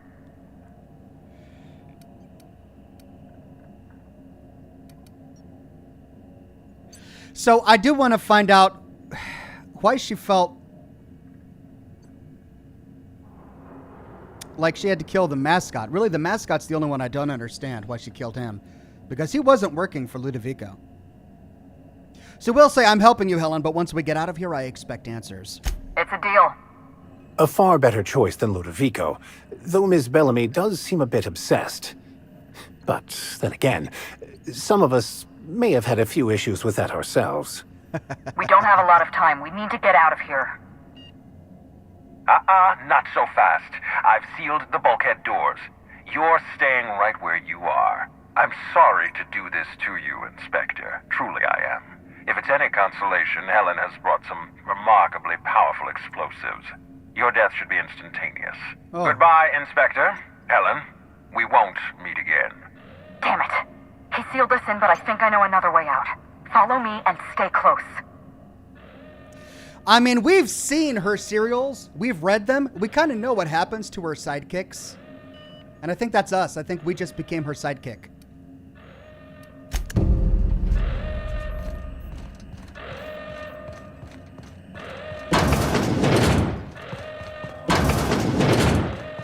Head through that door. There's another way out. Ah!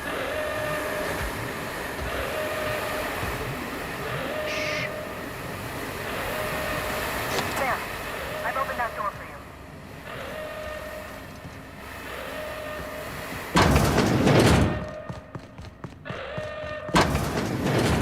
Oh, come on! Try throwing that switch down there. That should get us through.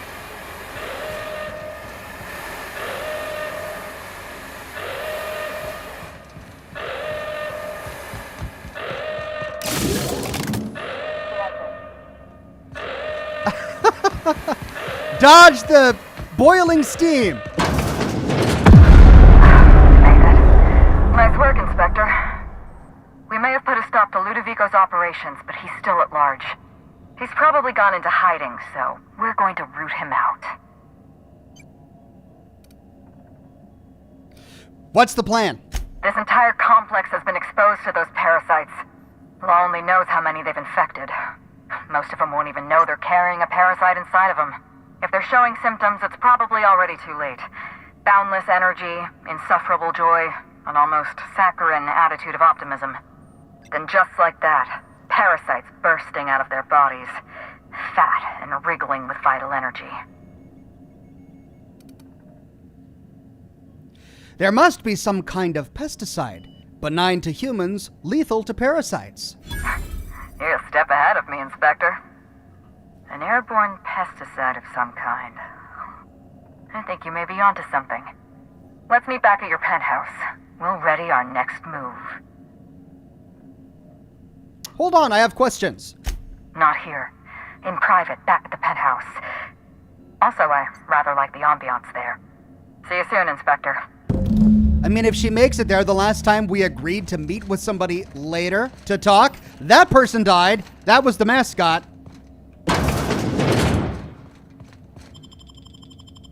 Well, we got out of there.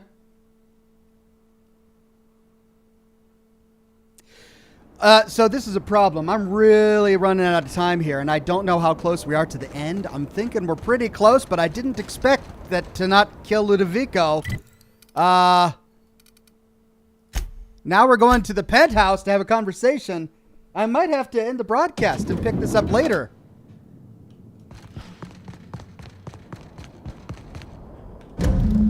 It's strange. When you walk through that door, I half expected to see Belinda. Belinda and I practically shared a life. Losing her feels like losing a limb. She's... Yeah, Helen, people die. That's what they do. Can we get to the point? Or, I'm sorry, this must be difficult for you. I appreciate the sympathy, Inspector. Thank you. I'll appreciate your help even more. We shut down Ludovico's distillation plant, but he's not going to sit idly by. If he can't use Spectrum, certainly carries a batch of Sprat essence. As for the pod, I'd check the Wilderness Reserve if I were you. Interesting. We can pass 2 more Science of 45 checks to choose either of these options. We'll go ahead and say, oh, you mean Sprat nucleons. They're commonly used in medical experiments. I'm glad one of us is an expert. Most of what I know is based on Dr. Blossom's notes. Here's what I understand. Sprats have an adaptive immune system. They don't suffer from the diseases and parasites they carry. We just read about that. It's one reason why you'll see them in every corner of the colony. Dr. Blossom mixed with Sprats and accidentally discovered a way to become immune to the parasites. That's probably when she decided to switch to human testing. I should be able to synthesize an effective anti-parasitic. You're a scientist and an inspector? You really are full of surprises. I borrowed a centrifuge from the research lab. Used the ingredients to synthesize an anti-parasitic. Easy enough. I'm glad I could count on your expertise. Once you're finished, head to the pilot house. We'll hijack the control system and disperse the cure into the atmosphere. That should kill off most of the parasites. Ooh, not so fast. Let me borrow your needler. Are you worried I'm gonna shoot you in the back?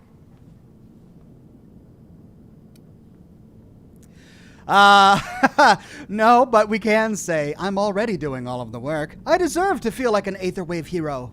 You're right. You do deserve the spotlight. Here. You take good care of my needler. and it'll take good care of you. All right. We can holster the gun dramatically. There is one other thing. While you're at Piraeus Spaceport, have a word with Cedric Kincannon. I know Cedric. There's nothing he wants more than a chance to eliminate Ludovico. We could use him on our side. Best of luck, Inspector. I'm counting on you. Will he work with us after he's already learned that she was spying on him? I wanted to ask you about Belinda. I'm not accustomed to talking about Belinda, but I'm also not accustomed to the kind of sympathy you showed me earlier. So I'll make an exception for you. Belinda and I shared the role of Helen, but she was also the only person who knew the real me. To the rest of the colony, I'm Halcyon Helen, but to my sister, I was just Ruth. I could be myself around Belinda, and she could be herself around me. She was my only sister, but she was also my only friend.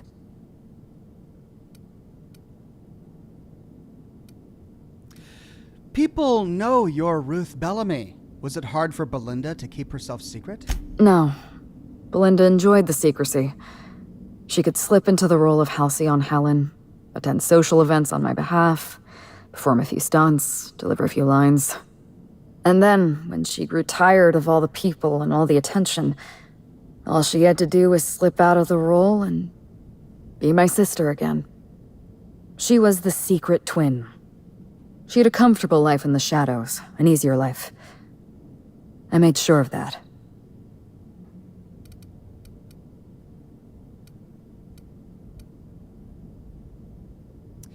She was important to you. If I were you, I'd want revenge too. What I want is my sister back, but I'll settle for killing Ludovico. Anybody else knew you had a twin sister? Parents, naturally. An agent, a couple of directors. None of them had any reason to reveal the truth. To them, Helen was a brand. Revealing our secret meant damaging that brand. Damaging that brand meant losing money. Nobody in this colony wants to lose money.